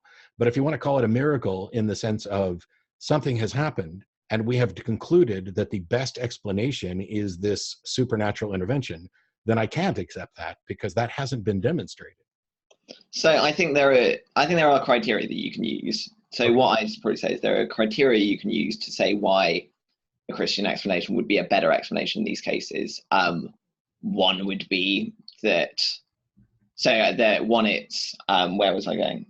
It's just gone out of my head. That's a disaster. One would be that it happens in a specifically religious context. So if like people are becoming, there aren't really that, unless I kind of haven't found a large part of the world, that it doesn't tend to be the case that blind people who are like congenitally blind become not blind like ever. That just doesn't really happen. And so if that happens, and like without some sort of miraculous scientific, some sort of new scientific operation, we expect that not to happen. So if like some people come along and they start praying about this, and then people who were blind become blind. So you're slightly changing. You're slightly changing here. Okay, so we talked about we were talking about a single incident of this person, and now you're talking about basically testing the efficacy of prayer, where if we could show that generally blind people don't become seeing people, and there's this particular group of Christian people who are running around praying, laying on hands, and people start seeing, where we've got repetition. We don't just have like one anomaly. Then what we can say is there seems to be a causal link between their praying, laying on hands, whatever, and these people becoming seeing people. But we still, and I pointed this out earlier, we still don't know why it happened. We just have a connection, an incredibly strong correlation between this prayer and this event. Right. Is it because they are praying to the one true correct God? Does it mean that everything else they believe in their theology is also correct? Or is there something that we don't know about the particular mechanisms of this type of prayer that results in this? It's not, one of the things is that people get so frustrated when I do this because they're like, oh, you are dead set to never accept, God and the supernatural. And that's not remotely the case, because if God shows up right here, I'm going to believe that, he could make me believe right off the bat, and I'm open to it. But what I'm not open to doing is accepting more than what is actually justified. And so if we showed, for example, intercessory prayer from this particular group, or even a broad group, whatever the data shows, I'm willing to accept that is what happens. And if I had a friend who was blind, I would pray or find those people who do that to help them out. But the fact that they believe that their prayer can heal the blind, and it works, or it appears to work, amazingly strong correlation, doesn't mean that their other beliefs about gods or supernaturals or afterlife or anything are also correct. But what's most important to me is the scenario we're hypothesizing never happens. We never have this sort of scenario to investigate. There is not an incident of a whole bunch of blind people gaining their sight through the intervention of prayer. If we could test this, then I would agree that we could come to some conclusions. But not only can we not get to the further conclusions about the other foundations within their theology, we can't even get to that point because it just doesn't happen. So the two main points there. One is that even if you get all this kind of stuff about blind people who are seeing, that still, you can't draw from that the conclusion that God did it. I think that's basically what you're trying to say there.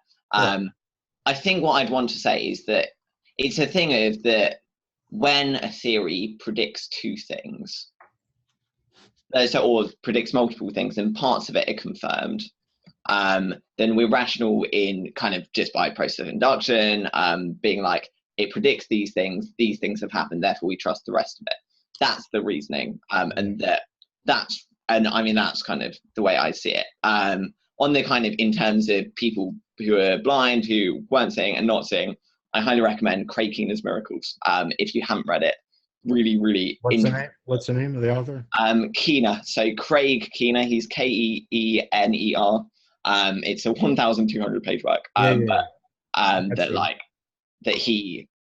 Basically, and he goes through kind of scientific journal articles on so for example, the study of the effects of proximal intercessory prayer in Mozambique, in the Southern Medical Journal, and lots and lots of others. You may be familiar with that. I haven't read the book, but I am familiar with the book. I've seen the book and I've seen it discussed. Right. Right. So that would be that I kind of wasn't particularly looking to get into the evidence, because I think it'd be overwhelming. The thing is, if this were actual evidence, it would be science by now, and the guy would have gotten a Nobel Prize. Looking at, individual. But I've had people have said that to me before, and that I basically don't buy it, because I think that there are lots of things that have been that have been good things in the past that have been rejected, and that's kind of Christian Science atheist side. That's a fallacy, though, that this is then something that should not be rejected, because there are a lot of things in the past that have been rejected which should have been rejected. Sure, So, I mean, I agree. So it just means you have to investigate it rather than. Yeah, Okay. we So would in have which to case, investigate it. And what we don't seem to have are those investigations like we talked about, which would only lead to this. The thing you said where, you know, if a theory predicts a couple of different things, that if it predicted 3 things and the first 2 are confirmable, then the third one's confirmable. I reject that.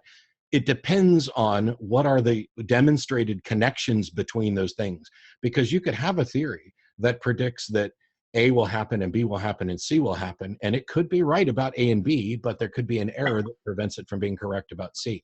So while we might say that we have a strong likelihood that this, you know, sort of thing might in fact be true, the time to believe it is when it's actually been demonstrated to most probably be correct and not just not impossible. So something like divine hiddenness, you would say, is a good evidence against God. Divine hiddenness is my most common argument lately. Right, which so kind of listen to your debate with Blake on that kind of thing. Yeah. You would say that. So I know that you're kind of reticent to how far you go from being an agnostic or being an atheist. That I'm not particularly bothered about that. But what I'd say is that you say that there are lots of. If you are saying that that is one thing that's predicted by atheism, you also then. Atheism doesn't make any predictions. So atheism is the label. Atheism is a response. There's a claim. You either believe that a God exists or you don't. Now, are there things that, for strong atheism, I believe there are no gods, the anti-theist position, there would be predictions from that. Okay, so strong atheism, fine. Yeah. That if you take, I think you do. I know you often are somewhere in the middle, but I think you do. You would consider. Would you? In fact, I'll ask. Would you consider yourself a strong atheist? Depending, as I said earlier, depending very much on definitions, I am a strong atheist. Fine. But it's not in the sense of am I saying it's impossible? Or I'm certainly not claiming absolute certainty, because I reject that entirely. But yeah, that's fine. I'm not saying it's impossible that out in the realm of things we don't know, that there's something that might eventually qualify as a God. I just don't happen to believe that it's true. And given what we understand and the baggage that comes with the God label, I think it's probably not true. Right. So the point that I want to make is that that you would take divine hiddenness as the strongest argument there. There are lots of other claims that strong atheism entails. And lots of other, probably other predictions there. Or yes, there are other predictions of strong atheism, things like not every good is going to be redeemed, or those a lot of other kind of things that come with that. And from divine hiddenness, you would infer a lot of other things. That for me, that would just be kind of an example of how that works on your theory, and that similarly. But divine hiddenness is only a response to particular God models, because it's only a response to interventionist gods or gods that care about or could interact. It's not a response to, for example, a purely deistic model or a first cause that no longer interacts. So it's not an argument against all gods. It is a response to claims of gods that are purportedly manifesting in reality and showing that they don't. So I think that they're like, it depends on the kind of version of divine hiddenness you're using. That I think you use a different version to Schellenberg. But like that's fine. But I think that's like, but even I mean that would you phrase divine hiddenness as a positive piece of evidence then?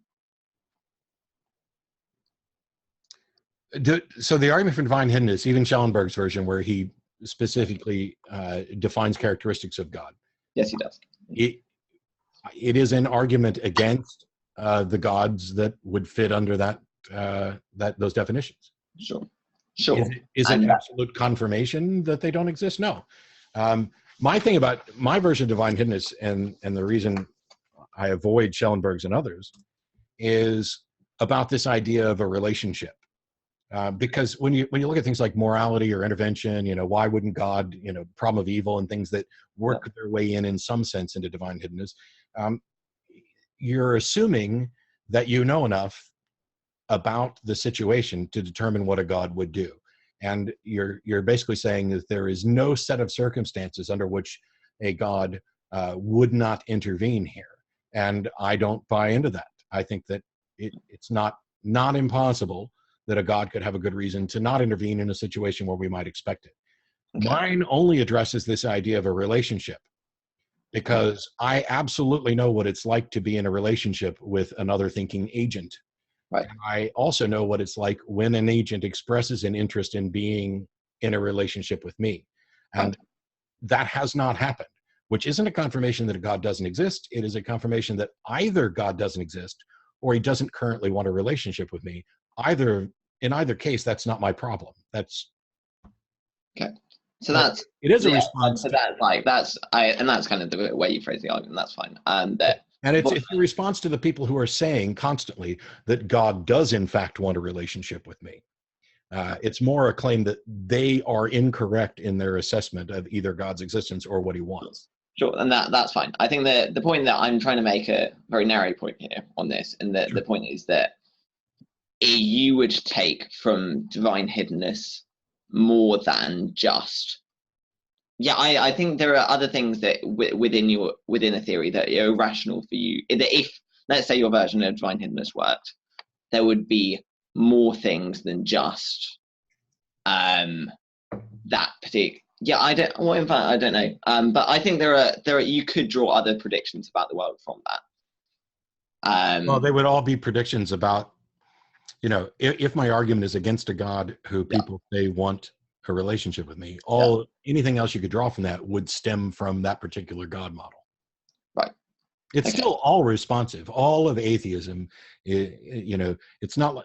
And by the way, it's not about creating arguments to disprove God. It's about exposing the fallacies involved with the arguments that attempt to prove that a God exists. And likewise, if we can sit here all day and say, well, I think that if the First Baptist Church of Oxford decided to lay hands on people and they repeatedly healed people, that this would be evidence of God.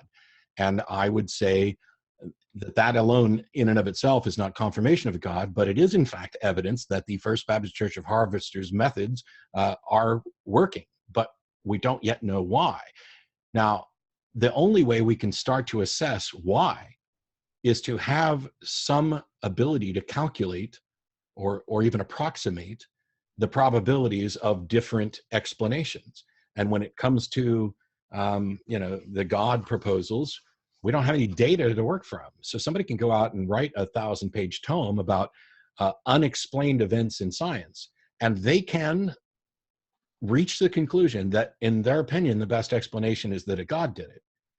But I don't see how that opinion can actually be justified, because they have no way to determine how likely it is that a God can or does intervene in reality and do this. And they don't have sufficient knowledge to rule out other possibilities.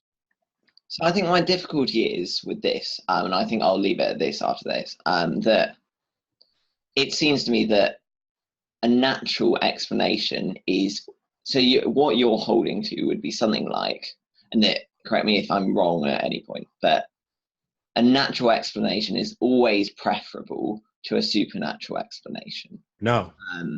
No. A natural explanation is always preferable to a supernatural explanation until such time as supernatural explanations demonstrate that they are possible and that we can assess their probability. We didn't even go to possible stuff. But yeah, that's a whole another thing that I'd love to do that. But okay. But I don't know that. I don't see for me that these kind of cases are ways that you can assess the probability. That I say that one theory says this is going to happen, and so then that raises the probability of it as a result. That for me is just the kind of the very demonstration of probability. But fine. Well, good to chat. Thanks so much. It's strange because there are countless different religions with different gods. Yep. And any one of them could get bits and pieces right, and yet we're wrong. And believers have opted for a particular version of a religion, and seem to be confident that theirs is the most probable without ever demonstrating any way to determine which is more probable, which is more likely, that the Christian God is correct, that the Muslim God is correct. That well, I can answer that briefly on that something like, so I mean, there are lots of answers to this. One, on something like Islam, my very simple answer is that Islam predicts a lot of things which are false. So, for example, Surah 4, verse 157 says that they did not kill him, they did not crucify him. So well, Tyr is still here as well. Sorry? Tyr is still exist. It was supposed to be wiped from existence. I mean, we can do the same thing either way. But it's one of those things where what I'm saying is, here's a list of things within this religion. And if this particular religion got 60% things correct, this one got 20%, this one got 80%, this one got 5%, that you can assess how correct or how accurate each of those are. Yep. But the areas where they either haven't gotten it correct or we do not know the answer, you cannot determine what the likelihood that those are actually correct. Because it could be the case that 60% that they got correct is their limit, or 90% is their limit. I mean, I'd say that about any worldview, that kind of whether. Yeah, and that's why I'm with Hume, that the wise man apportions his belief to the evidence. Sure. I believe things to the extent to which they are supported by evidence, and I'm not going to be convinced, certainly not to bet my life or an afterlife on, well, this religion got these things right, so it's probable that they got this other thing right too. I mean, that model is absolutely useless for me. Okay, so I think it would depend on the kind of strength of the claim that's being made. That so something like miracles happen. Well, if I told you 9 true things in a row, you bet your entire life savings that the 10th thing I say is true. Depends on what the things you told me were, and depends on the context. So some of the Darren Brown stuff, very interesting. But that's the point. System earlier. That's the point. Yeah, that kind of, I'm a fan of Darren Brown as well. That kind of he's the best living mentalist right now, which I guess right now becomes redundant since I said living. Yeah, right. And I think it depends on context, and you've got to be assessing all these kinds of explanations. But I don't think that. So something that those are much more easily replicable things. And that now we're able to assess our cognitive biases because we've watched Darren Brown. We can be like, that's a problem. That those things are bad because, and we can apply criteria. But for example, if you had demonstrated your ability as an investor 9 times out of 10, and you've shown me the ways in which you've done it, and there are lots of good things, and you're able to demonstrate all these things to me, and you'd done it that I'd kind of steadily increased the money that I'd invested in you. In the 10th time, you would fall prey to the exact thing that Darren Brown proposed in the system, because while he used horse races, this con is most frequently done with stock market investments. But that's again, I'm trying to apply many criteria as possible. That we can, the more criteria we can apply here, the better the evidence. So that if you can show me the way in which this works, how you're making this money, why this is going to continue to work, all these kind of things, that on the 10th one, that it will be fine. So you want a robust explanation for each of those things?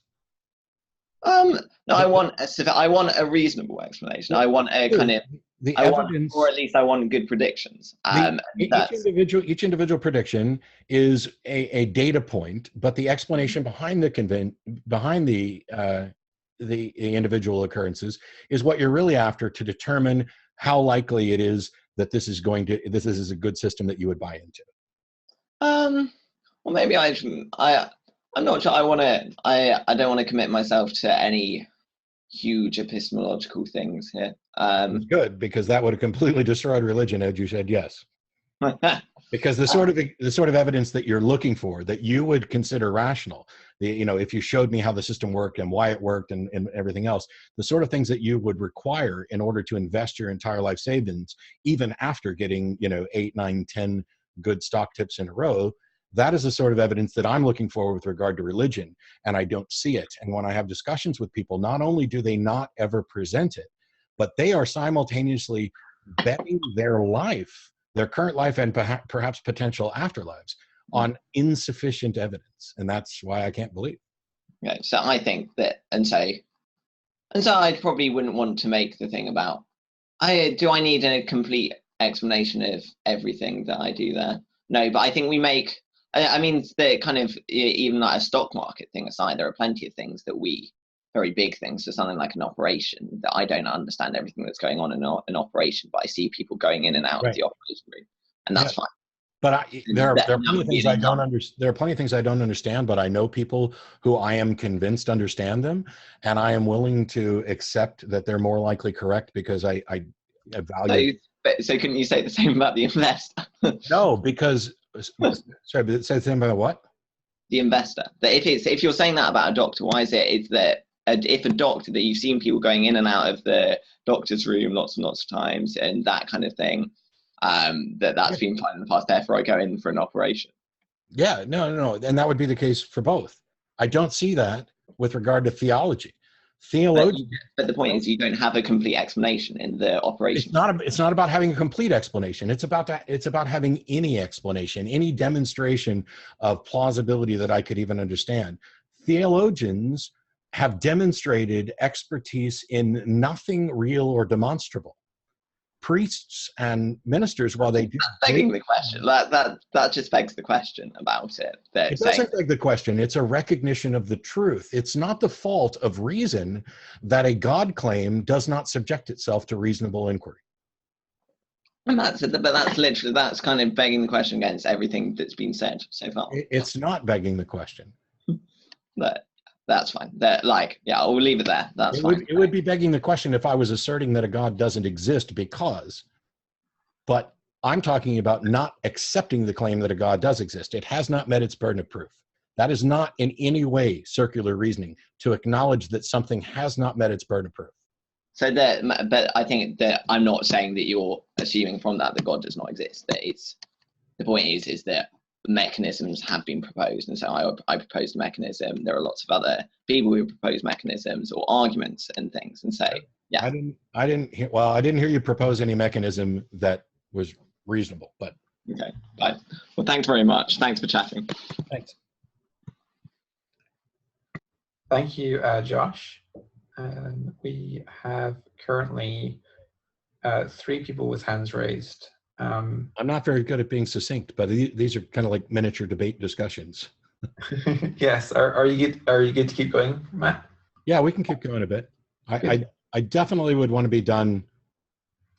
Well, we go ahead and go like 40 minutes, but I don't want to bore people to tears, and I have a dinner to prepare after that. So sure. Yeah, we all enjoy this. Let me bring up Bill Cole.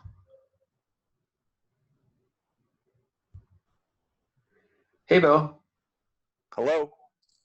How's it going? Yeah, good. How are you, Jonathan? I'm pretty good. You're on with Matt. Matt, very interesting discussion, and I really appreciate how you approach the issues. Thank you. My primary interest has been in the theory of evolution. Mm-hmm. And I know, and I spend most of my time on the blogging side, on the, more atheist type of blogs, and more people who support the theory of evolution. I'm extremely skeptical at this point. You had made a statement about string theory, and maybe we could start out there, because I think comparing the two would be very interesting. Yeah. So the easy comparison is that evolution has made predictions which are borne out, and string theory perhaps hasn't. But I don't necessarily need to contrast them, because I am not remotely an expert in either, although I'm probably more familiar with evolution. So evolution by natural selection is the cornerstone of biology, and it is supported by so much evidence that at this point, like any other scientific model or theory, we could find out that it is wrong. Unfortunately, there are some things that have such a wealth of evidence behind them and such a predictive power that finding out that they were wrong becomes, nearly miraculous, because you What we would likely find is that aspects of it may not be correct, but that on the whole, the model is what we think it is. Well, I this may be too deep for this discussion, but I disagree with you entirely on every point, and it gets back into origin of life, because I think the movement Origin of life has nothing to do with evolution. Sure, it does. The No, genome it is absolutely doesn't. The theory of evolution by natural selection begins after life begins and talks about the diversity of life on Earth. It does not say anything at all about abiogenesis. I'm making a different statement. What I'm saying is the problems with origin of life move their way. The problems that create the extreme probability problems of origin of life are the same problems that create the probability problems in evolution. It's the fact that the genome is a sequence. It's the largest mathematical space in the universe, and a theory that says you can mutate through it is nonsense. And there's no such thing as genetic mutation? Mutate it to function. So mutate it to a functional protein. Mutate it to a functional protein complex. How do you make a functional protein complex? But maybe this is, let's not go here because let's just not go here because we can agree to disagree at this point. Let me ask you a different question, right? Which is, and I don't mean to. I just think it's too. It removes us from the subject at hand. What do you think, from an atheist standpoint, how important is the theory of evolution philosophically from the philosophical atheist standpoint? Not at all. Okay. I agree with Dawkins that it allowed non-theists to be intellectually fulfilled on the subject of biology, but it is completely separate from whether or not there's a God, which is why many God believers accept the evolution model. Evolution is not an atheistic thing.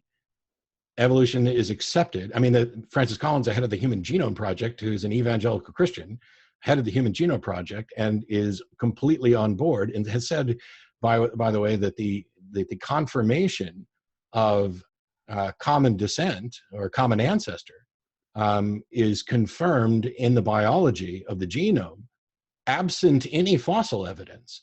And so the evolution, the model of evolution, is not in any way an atheistic thing. You don't have to be an atheist to accept it.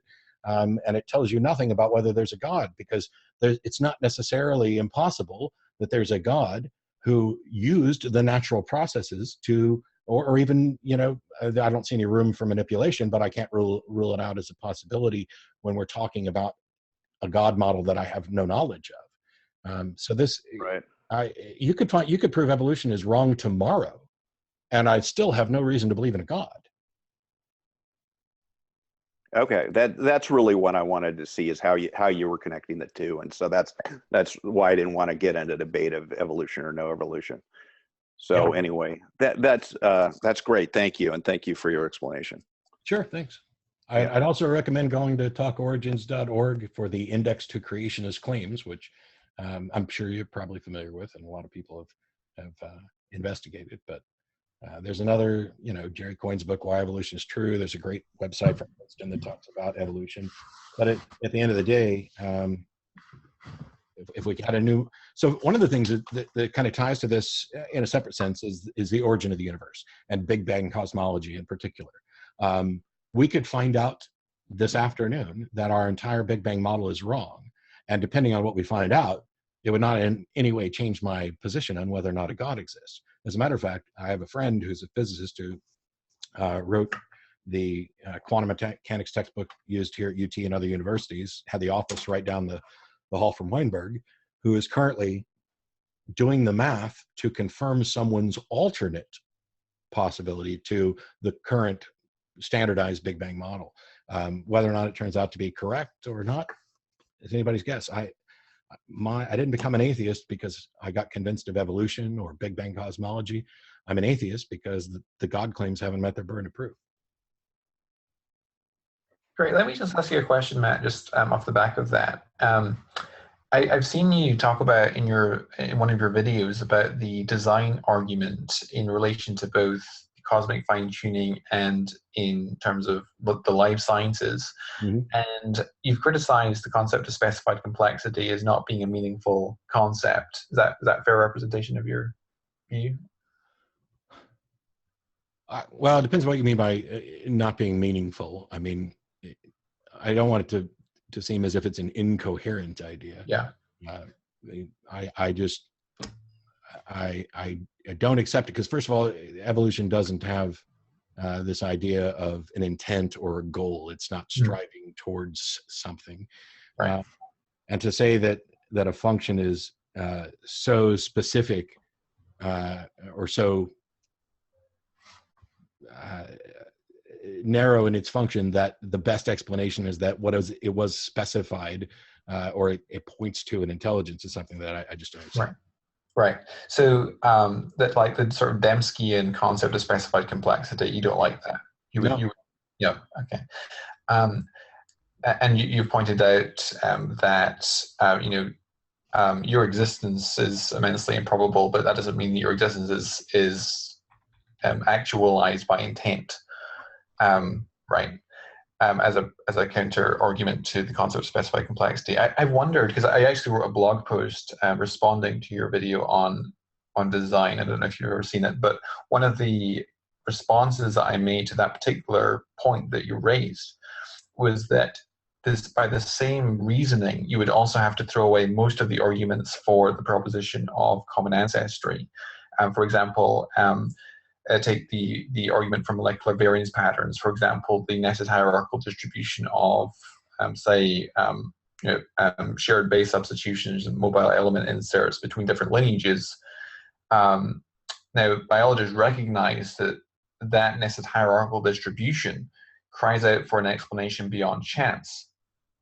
But but why is that the case? The probability of exactly the same substitutions and integrations occurring in the genomes of different lineages independently by chance is equivalent to any combination of substitutions and integrations, yet the common ancestry hypothesis is favored over the chance hypothesis because of the specificity in addition to the improbability. So it's not merely that it's improbable, it's also that it conforms to some independently given pattern. And so would you not have to throw away the common ancestry arguments by the same on the same basis that you throw away the specified complexity concept? No, because the specified complexity is basically saying that there is no natural explanation. There has to be some sort of intelligent intervention in this. We can tell this because of the function. And the arguments for common ancestry, I mean, they don't depend on any of that because evolution is not merely chance. The model is the theory of evolution by means of natural selection. And so the pressures on which organisms are going to survive or thrive take random mutations, which may not all necessarily be random, but you could be random mutations, and those which are not overly detrimental survive. So the question here is not one of if we throw out intelligent guidance, that we must then throw out all guidance. No, because the model is about natural selection. The natural environment that the organisms are trying to survive to pass on their genes, that is the selector.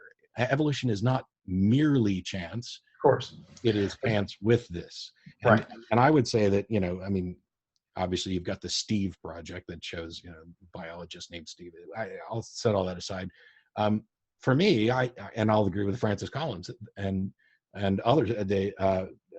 Ken Miller, who's a Catholic and was in the Dover trial, talking about the fusion of chromosome 2 is one of the clearest demonstrations of common ancestry, and it has nothing to do with, I don't even see that it falls into the objections that you're launching.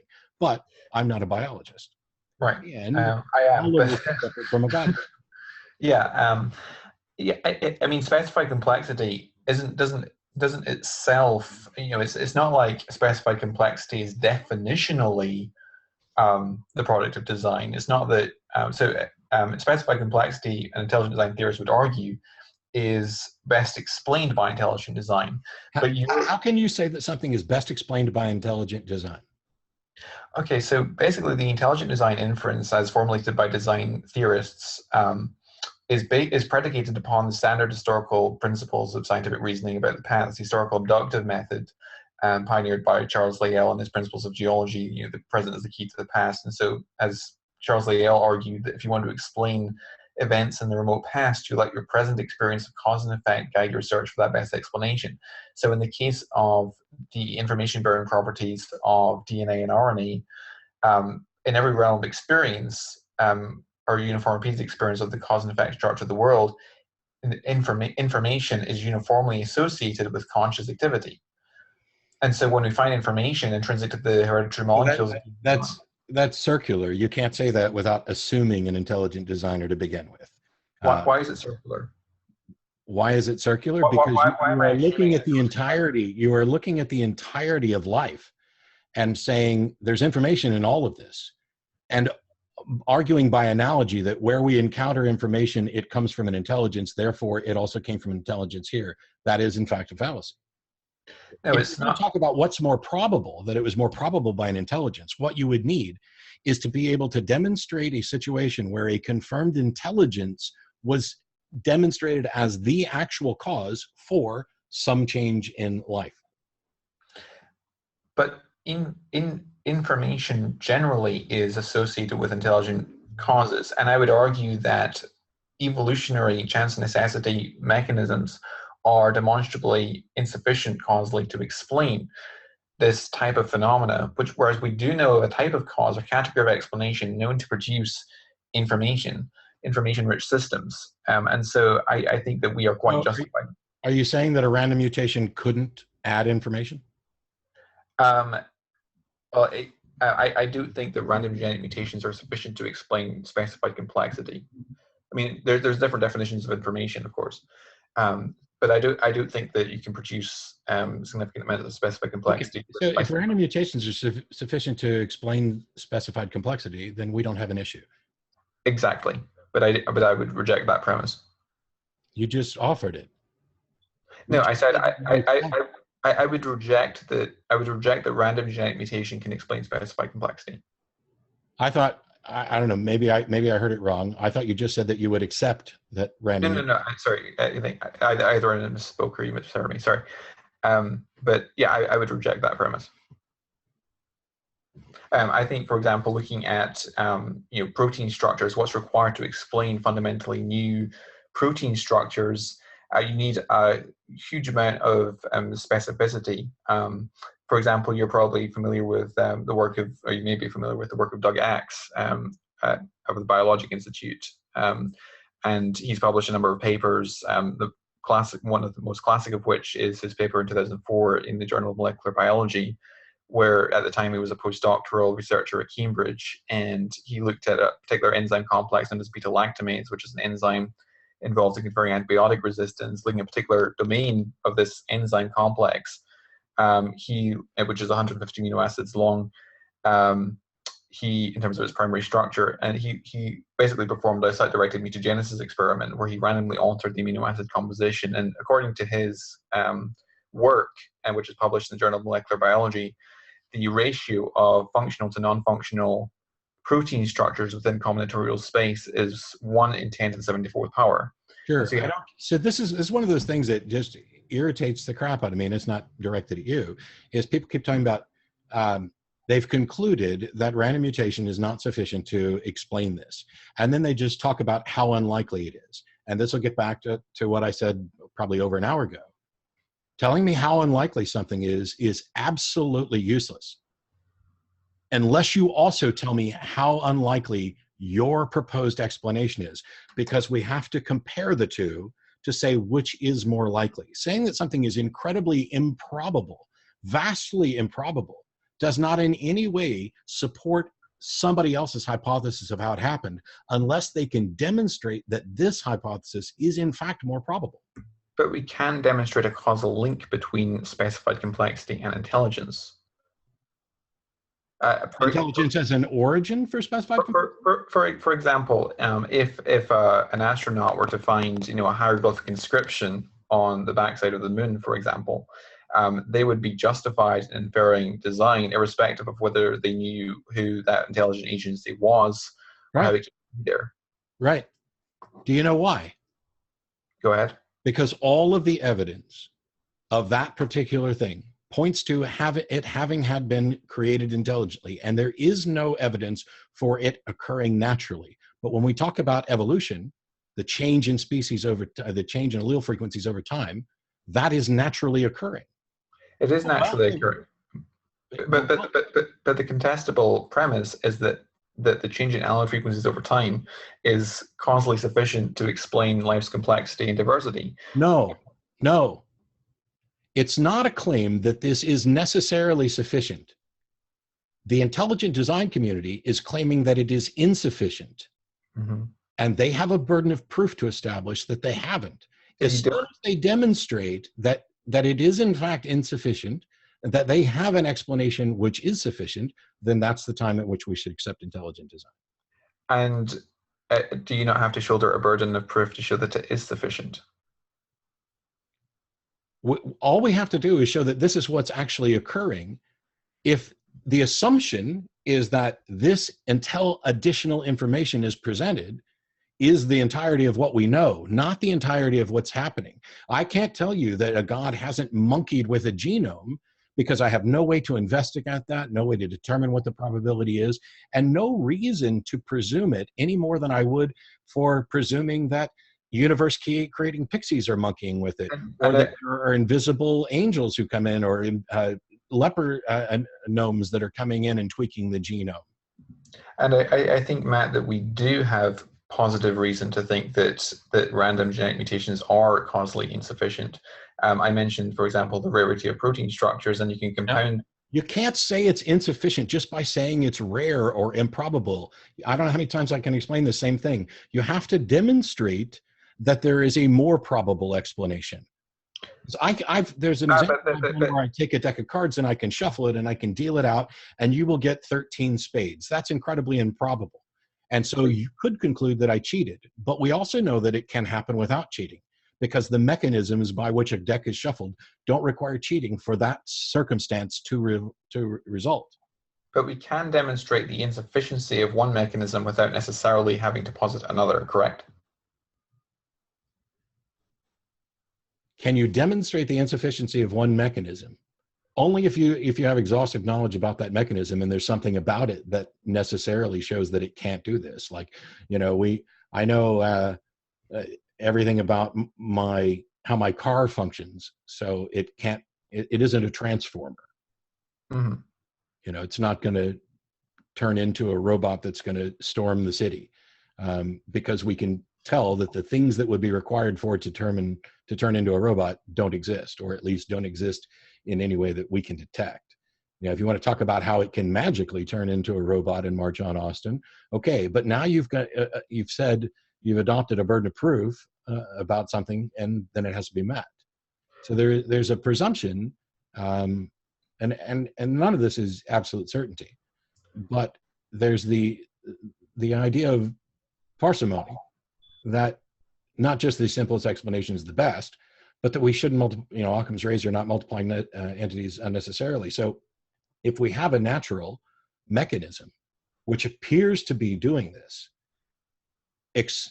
positing additional explanations, adding to that, those additions have a burden of proof that has to be met.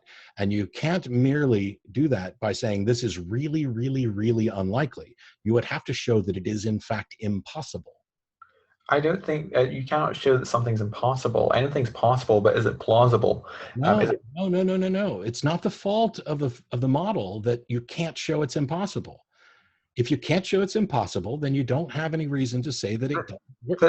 This is a maneuver that Charles Darwin played in 1859 when he published The Origin of Species, where he said if it could be demonstrated that any organ existed which could not possibly be explained by numerous slight successive variations, that my theory would absolutely break down. Of course, it's not possible to show that something's impossible. Tough.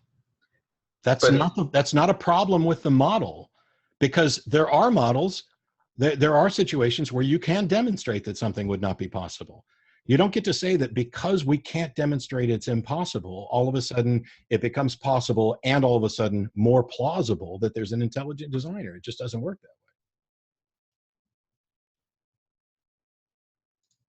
that Sorry, I will be right back.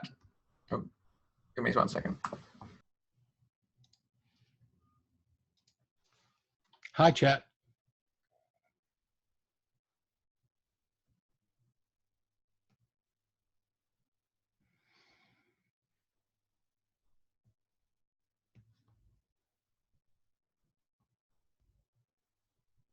Guten Abend.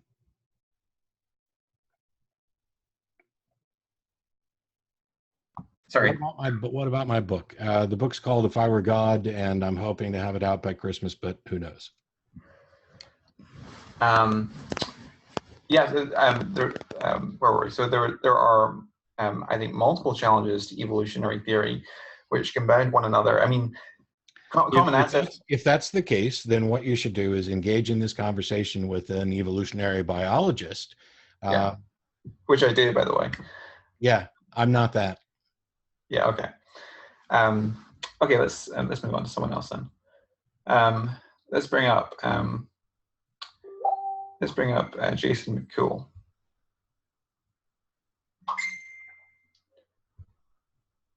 Hey, Jason. Hello. Hey, I just had a question for Matt on, he had mentioned earlier how, I guess, opposed he was to the whole notion of faith. And I was just curious, how exactly do you define faith? Faith is the excuse people give for believing something when they don't have a good reason. Okay. I think most Christians would also agree with you on that that's a bad reason. That's not our definition of faith. Oh, I know. Okay. The problem is that it really is kind of on board. So in the Bible, faith is the evidence of things hoped for and not seen. Faith isn't evidence. So when you say that you believe on faith, what do you mean by faith? I view faith as trust based on evidence. That's trust. Well, trust based on evidence is something we all use. Now, what is the evidence? Because the evidence is the good reason part of this. What is the evidence for believing?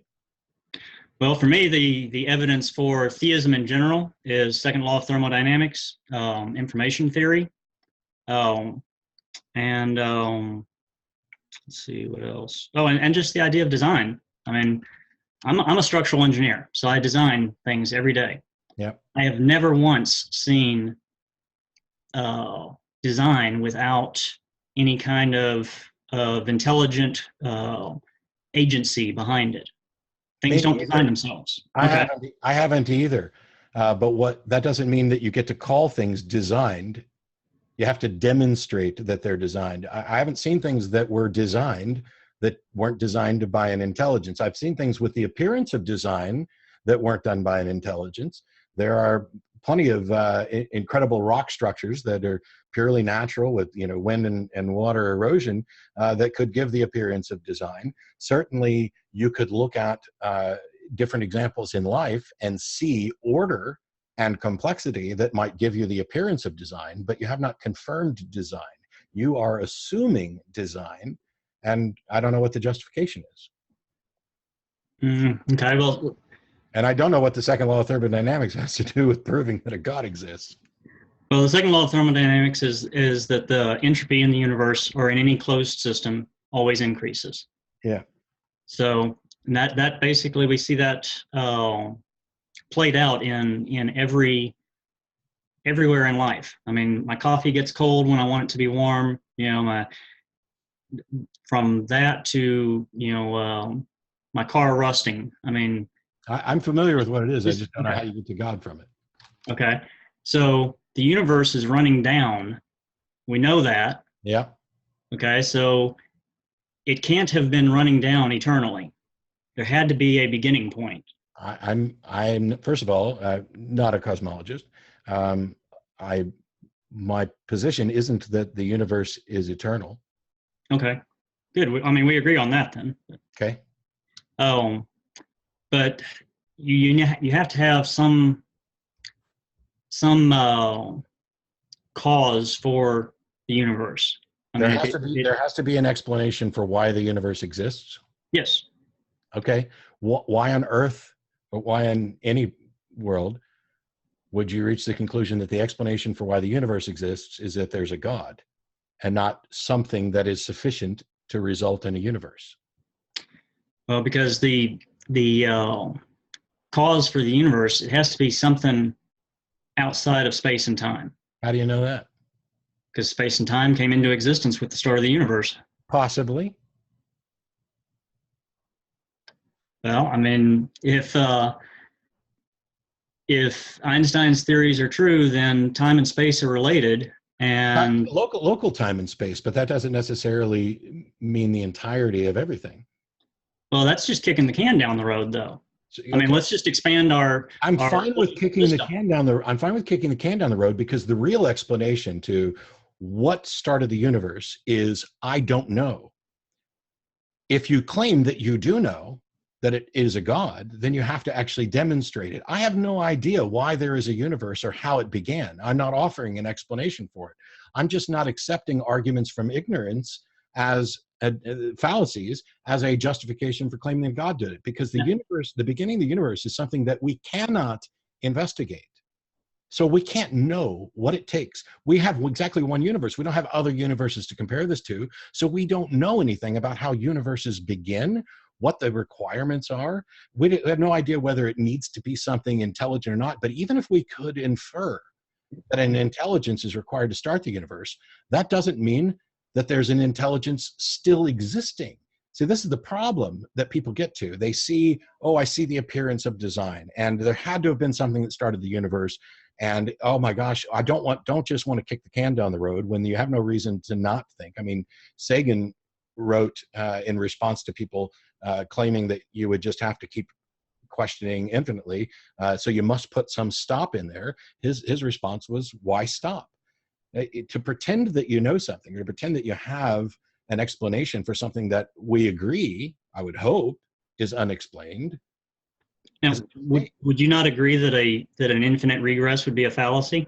I don't know. Because you're looking at an infinite regress, and it may not necessarily be the case.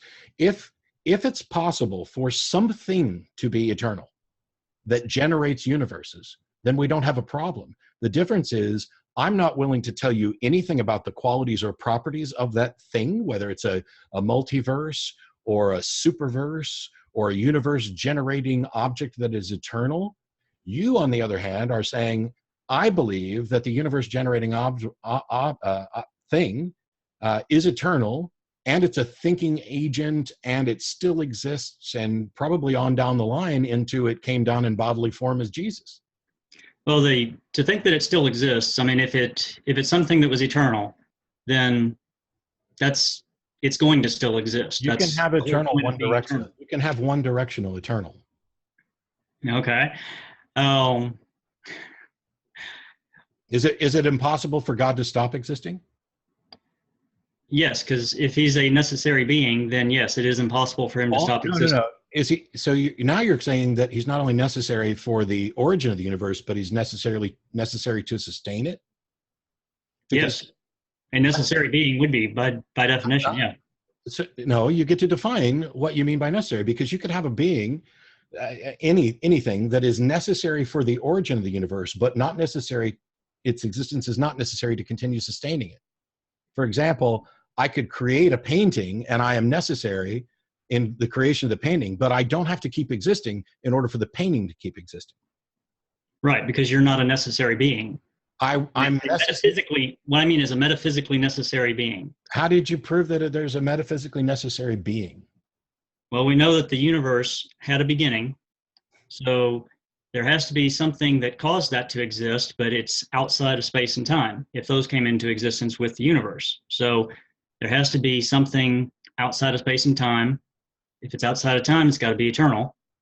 So you're confusing local temporal with non-local temporality. And what is local versus non-local temporality? There's space and time in our universe. What if there are other universes where there's also space and time that are running independent from ours? And what if they're a part of a superset of universes that has its own space and time, which are inhabited by those? Then I would say that we're not defining universe correctly, because a universe is the whole scope Okay. of everything So, physical. so there's our universe, and then yes, we've been using the word universe incorrectly for ages, which is why Sagan went with cosmos. So the universe inhabits the cosmos. Well, then the universe is just, I mean, if you just, let's just call these, a step above galaxies, say, let's just pick a name for it and then say, okay, the universe is the collection of all of these. And the universe is going to be the collection of all physical objects. The problem here is that we begin with this assumption that the universe we inhabit is all there is and ever was and ever will be. And that's a mistake, or potentially a mistake, which is why Sagan said the cosmos is what we're going to use as the label for everything. So when you talk about space-time in our universe, that's definitely the universe, but we've expanded our understanding that that's not necessarily the sum total of everything. And the only reason we stick with that label is because that's the label we it started with, which is why I talk about local space-time within the local universe. I'm not saying there are other universes. I just don't know that there's not. And when you start talking about, oh, there had to be this, and it had to be that, and it had to be that, you're making all kinds of claims about something that you cannot possibly know, because you have no way of knowing what it takes to create the universe we live in. Okay. But I mean, the whether we call it local space-time or I don't know what else you'd call it, global space-time seems kind of That's earthy. Yeah, exactly. So but I mean, what I'm saying is if space-time, or the collection of all space-time realities, basically all of reality, whether you're talking this locality or another locality or the collection of all localities, you're saying that something has to start all of that, not just this little local. No. I'm not saying something has to start all that. I don't know. Well, So, that would be your universe generating machine, right? Now let's assume that there's a super universe. I don't want to use multiverse because that's actually got scientific connotations that I'm not necessarily fine with anyway. So we'll say the super universe. There is something out there, and it generates at least our universe. Who knows? Maybe others. What do we know about that super universe? Because you seem to be saying that we can know characteristics of that super universe such that we can define it as a necessary being that has thoughts and intentions. And I don't know how you got to any of those, because you look at all the classical arguments for the existence of God that are in the cosmological realm. The only thing they get to, like the Kalam, the conclusion is, therefore the universe had a cause. That's the conclusion of the Kalam, which is why it's really weird that it is prominently used by Craig and others, because even if it is correct and complete, which is questionable given that we have limited knowledge and understanding of this, then the only conclusion we've reached is that the universe has to have some explanation. It tells you nothing about the explanation. It doesn't tell you anything about whether it has to be a thinking agent with purpose or anything. It's like saying, here's a fire. This fire must have some causal explanation. And then saying, fire has to be caused by an intelligence. Now, we know that that's not true because we have lots of examples of fire, and some of them are caused by intelligence. Some of them are caused naturally. Lightning strikes a tree, starts a brush fire, etc. There was no need to presume an intelligent designer behind that, but I'm sure some people would. They would say, everything happens according to God's plan. So the lightning that started the fire was actually intelligently started. So you have no examples of something not started by an intelligence. But when we talk about causality here, normally we would say this fire was started by a thinking agent and this fire wasn't. And in the case of our universe, we only have one of those. We don't have time machines. We don't have any other universes to explore. We cannot say anything earlier than the Planck time, even about the physics of this. And yet, to me, that all leads to the answer of, I don't know what caused the universe. And to some theists, they know that it is a necessary, timeless, outside of space-time thinking agent who still exists, and then they extend that further to and loves us and created the universe, and some of them say made it look old even though it's really young, and then came down and took human form to serve as a sacrifice to himself, to serve as a loophole for rules that he created. I mean, you get down into the nuts and bolts of this theology when really the only thing that we can say is the universe exists. We don't know why. Well, I wouldn't say that we have to say that we don't know why. I mean, if God exists, then, and he has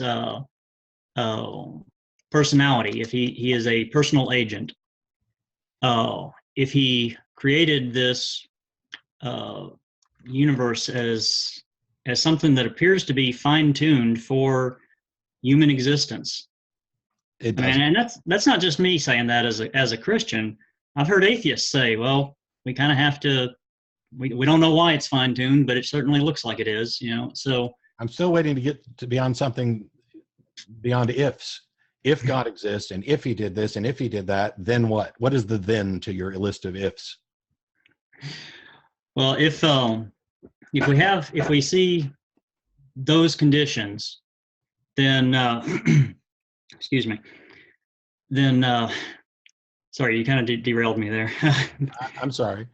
If universe creating pixies exist, then there would be a universe, right?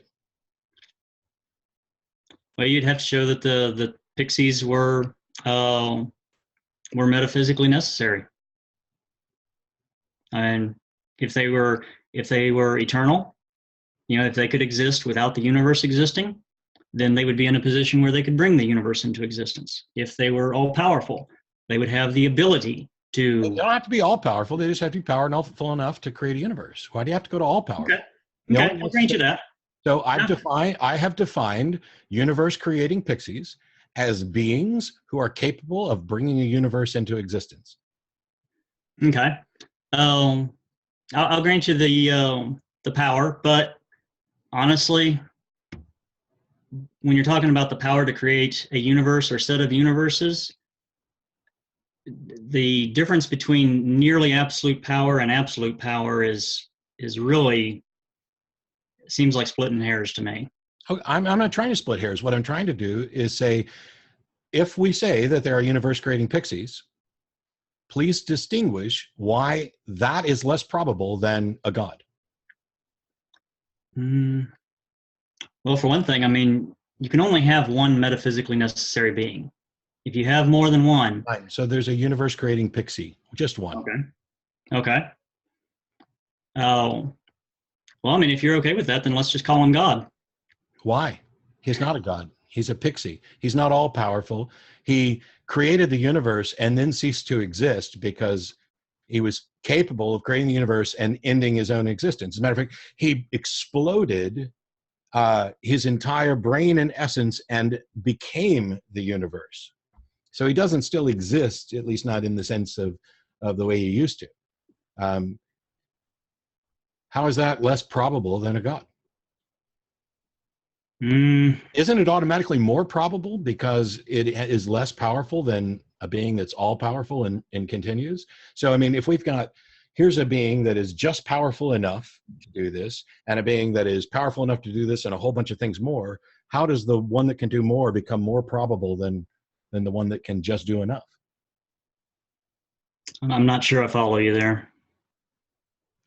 So the extent and number of properties of the universe creating pixie is smaller. It's a smaller set in both magnitude and or quantity and magnitude than this being, which has way more powers, and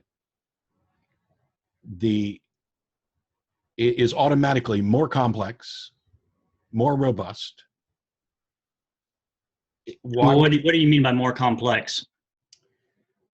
It can do more things. It has more capabilities. So, for example, because I mean, the idea of being omnipotent is actually a pretty simple concept. No, it's not. That's really? a big error. it seems simple because you can say one word and you make it everything. But what you're really saying is that everything, the category everything, is simpler than one thing. And that's false. If we have a fire and I say I could have lit it with a match, or I could have created this Rube Goldberg machine that went through 93 steps and could have done 25 other things and it created the fire. Now, given what we know about the complexity of those two things, which of them is more likely, a match or a massive Rube Goldberg machine? We know that matches are more likely because there's way more of them, and they're far simpler to produce than a Rube Goldberg machine that ends in a match. What you have here is a God who has all of this and really only needs this, the universe creating pixie part. And you're saying that not only have you opted for the God one, that it's more probable without ever showing that it's not a universe creating pixie, but that you're willing to relabel the universe creating pixie as God because it's sufficient. Well, it's funny that you mentioned Rube Goldberg, because we actually used to do Rube Goldberg projects at my college. Try and make the most complex machine possible, right, to do a simple task. And I have to say, I mean, this whole idea of a universe generating machines reminds me of Rube Goldberg, that you're multiplying ad hoc explanations to come up with this naturalistic explanation. No, I never said it was naturalistic. What I did was I took, here's the set of minimum requirements for creating the universe. And I defined something that was necessary and, well, we'll not say necessary. I defined something that was sufficient to meet that minimum set of requirements. And all I said is, it is a universe creating pixie. That is it. And you're saying that it's more likely that there's something which has all of the capabilities of a universe creating pixie and a whole bunch more. You are the one who is multiplying. I went with the minimal, narrowest, whatever is sufficient to create a universe. And you went with something that is sufficient to create a universe and could do a lot of other things as well. Like what? I don't know. It's your God. Can he do things other than creating a universe? Well, I mean, creating everything that's known to exist. Can he talk to people? Well, that would be within the bounds of existence, the physical existence. I mean, sure. So yeah, that falls in that category of creating a universe. My universe creating pixie no longer exists and can't communicate with people. It has only the properties necessary to create the universe. And your proposed explanation that you think is more probable, despite the fact that the real answer is we don't know, can do those things and a whole bunch more. I mean, I'm assuming, because if all your God can do is create the universe and that's it, then all you've really done is defined God as that which is necessary for the generation of a universe. And that I don't see in any way justifiably gets a God label. There's a specific baggage to the God label as in a thinking agent who does things and has intentionality, etc. Matter of fact, my universe part of creating the universe would involve intentionality. So yeah, I mean, my universe creating pixie isn't actually a thinking agent. Okay. It doesn't have any desire. Why did it create the universe then? That is just its function. It created a universe. That's it. It didn't know that it created a universe because there's no reason to think that it needed to know. It has whatever characteristics are explicitly required to generate a universe. Now, you need to show what characteristics are explicitly required to generate a universe, and then they all fall into that pixie. Well, here's the thing, though. I mean, would you agree that the universe had a beginning that we believe, to our best knowledge, was about 13, 14 billion years ago? Yeah. Okay. Why did the universe creating pixie, generate the universe 14 billion years ago instead of 15 billion or 20 billion or an eternity ago? I don't know, and I don't know that it's a valid why question, because why implies that there's some purpose. Now, you could say, what is the explanation for the generation of the universe 13.7 billion years ago? And my answer is still, I don't know. And for anybody who claims that they do know, I want to know why. Well, but the thing is, I mean, we still have to have, if it didn't come into existence from eternity past. Why wasn't I born in 1942? Why wasn't I born in 1942 to some other parents?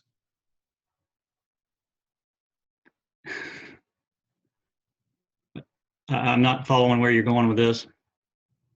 Why wasn't I born in 1942 to some other parents? I don't know. I don't either.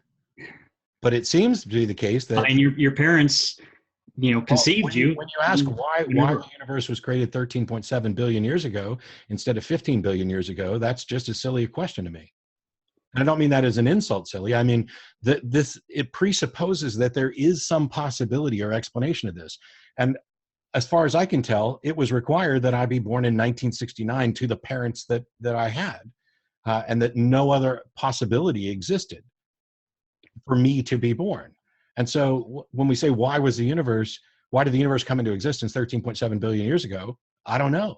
I don't even know that it's possible that anything else could have taken place, and actually we're making a mistake, because the point at which the universe comes into place compared to where I am now, that is the time span we're talking about. And that is completely irrelevant, because two other people could have had the same conversation 100 years ago and 1,000 years ago, et cetera. So, 13.7 billion years ago is already kind of adding in this overly subjective meaning to the question that is irrelevant. Well, but I mean, that's why we come up with that God has to be a personal agent, have intentionality. Well, we're talking about time, right? So 13.7 billion years is requires a choice. You have to choose. Okay, I'm going to create. Your pixie has to choose to create something at a certain time. No, it doesn't. I just said it doesn't. Why not? Why should it? So when you say create something at a certain time, you're talking about 13.7 billion years ago. That is time zero in the local time. You have no idea where that is in the other time. If it had created it 2 million years earlier, or 2 billion years, or 20 billion years earlier in the other time, we would still be having this conversation 13.7 billion years from when the universe was created. You have no idea where that zero time is. And in fact, questions of time might not make sense beyond the beginning of the universe. Well, I would agree that the beginning of the universe marks the beginning of time. So then by that means, it is impossible that the universe could have been created 15 billion years ago. Because that's just when time would have begun. Okay, but that's not the case, because if time began 15 billion years ago, then we would have had this conversation 2.3 billion or 1.3 billion years ago. This conversation is relative to the 0 point. Right. So we're talking about there has to be there is a 0 point. We both agree on that, right? Yes. Okay. So the question is where that 0 point falls. No, the 0 point falls at the 0 point. If you're looking at a number line, 0 is here, and it doesn't make any sense to why 0 isn't where -4 is. 0 is where it falls. Okay, but if say we're at the present, and we measure back 13.7 billion years. Yes. We say, okay, that's the 0 point. Okay.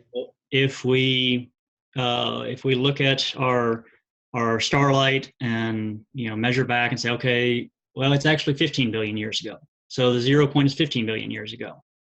Well, then we're adjusting where that 0 point falls. So, I mean, it still comes into play. Even though there's no time before that point, if we're measuring back to that point, then we can still say, yes, the 0 point is further back. And so why was it this time and not another time? No, the 0 point is not further back. We would just be further forward. And so what you're really asking is, why aren't you and I having this conversation in 1.3 billion years? And the answer is because we exist right now. But we can still, from our present position, we can still look back and say, we measure this much time going backwards. I mean, that's what the whole Okay, idea. I had an origin 47 years ago. Okay. That is my origin. And Okay. you are basically asking me, why isn't my origin 52 years ago? Because it's not. My origin is where it is. Now, we could have this conversation in 5 years, and then my origin, we would be 52 years from my origin. The time, 13.7, is relative to where we are now. It is Right. not. It is not something that is absolute, where if you move it back 2 billion years, you and I are still having this conversation now, we would have had it 1.3. Anyway, we're way off track, and I've gone way over time. Yeah. My Okay, wife is coming to ask me, why the hell didn't you start dinner 3.5 billion years ago instead of when you did? Thanks, Matt, for joining us for this webinar. It's a real pleasure having you. And yeah, I think we've all really enjoyed having you on. Thanks so much. I appreciate it. This video is made possible by supporters of the Atheist Debates Patreon project. You can find more information and add your support at patreon.com/atheistdebates.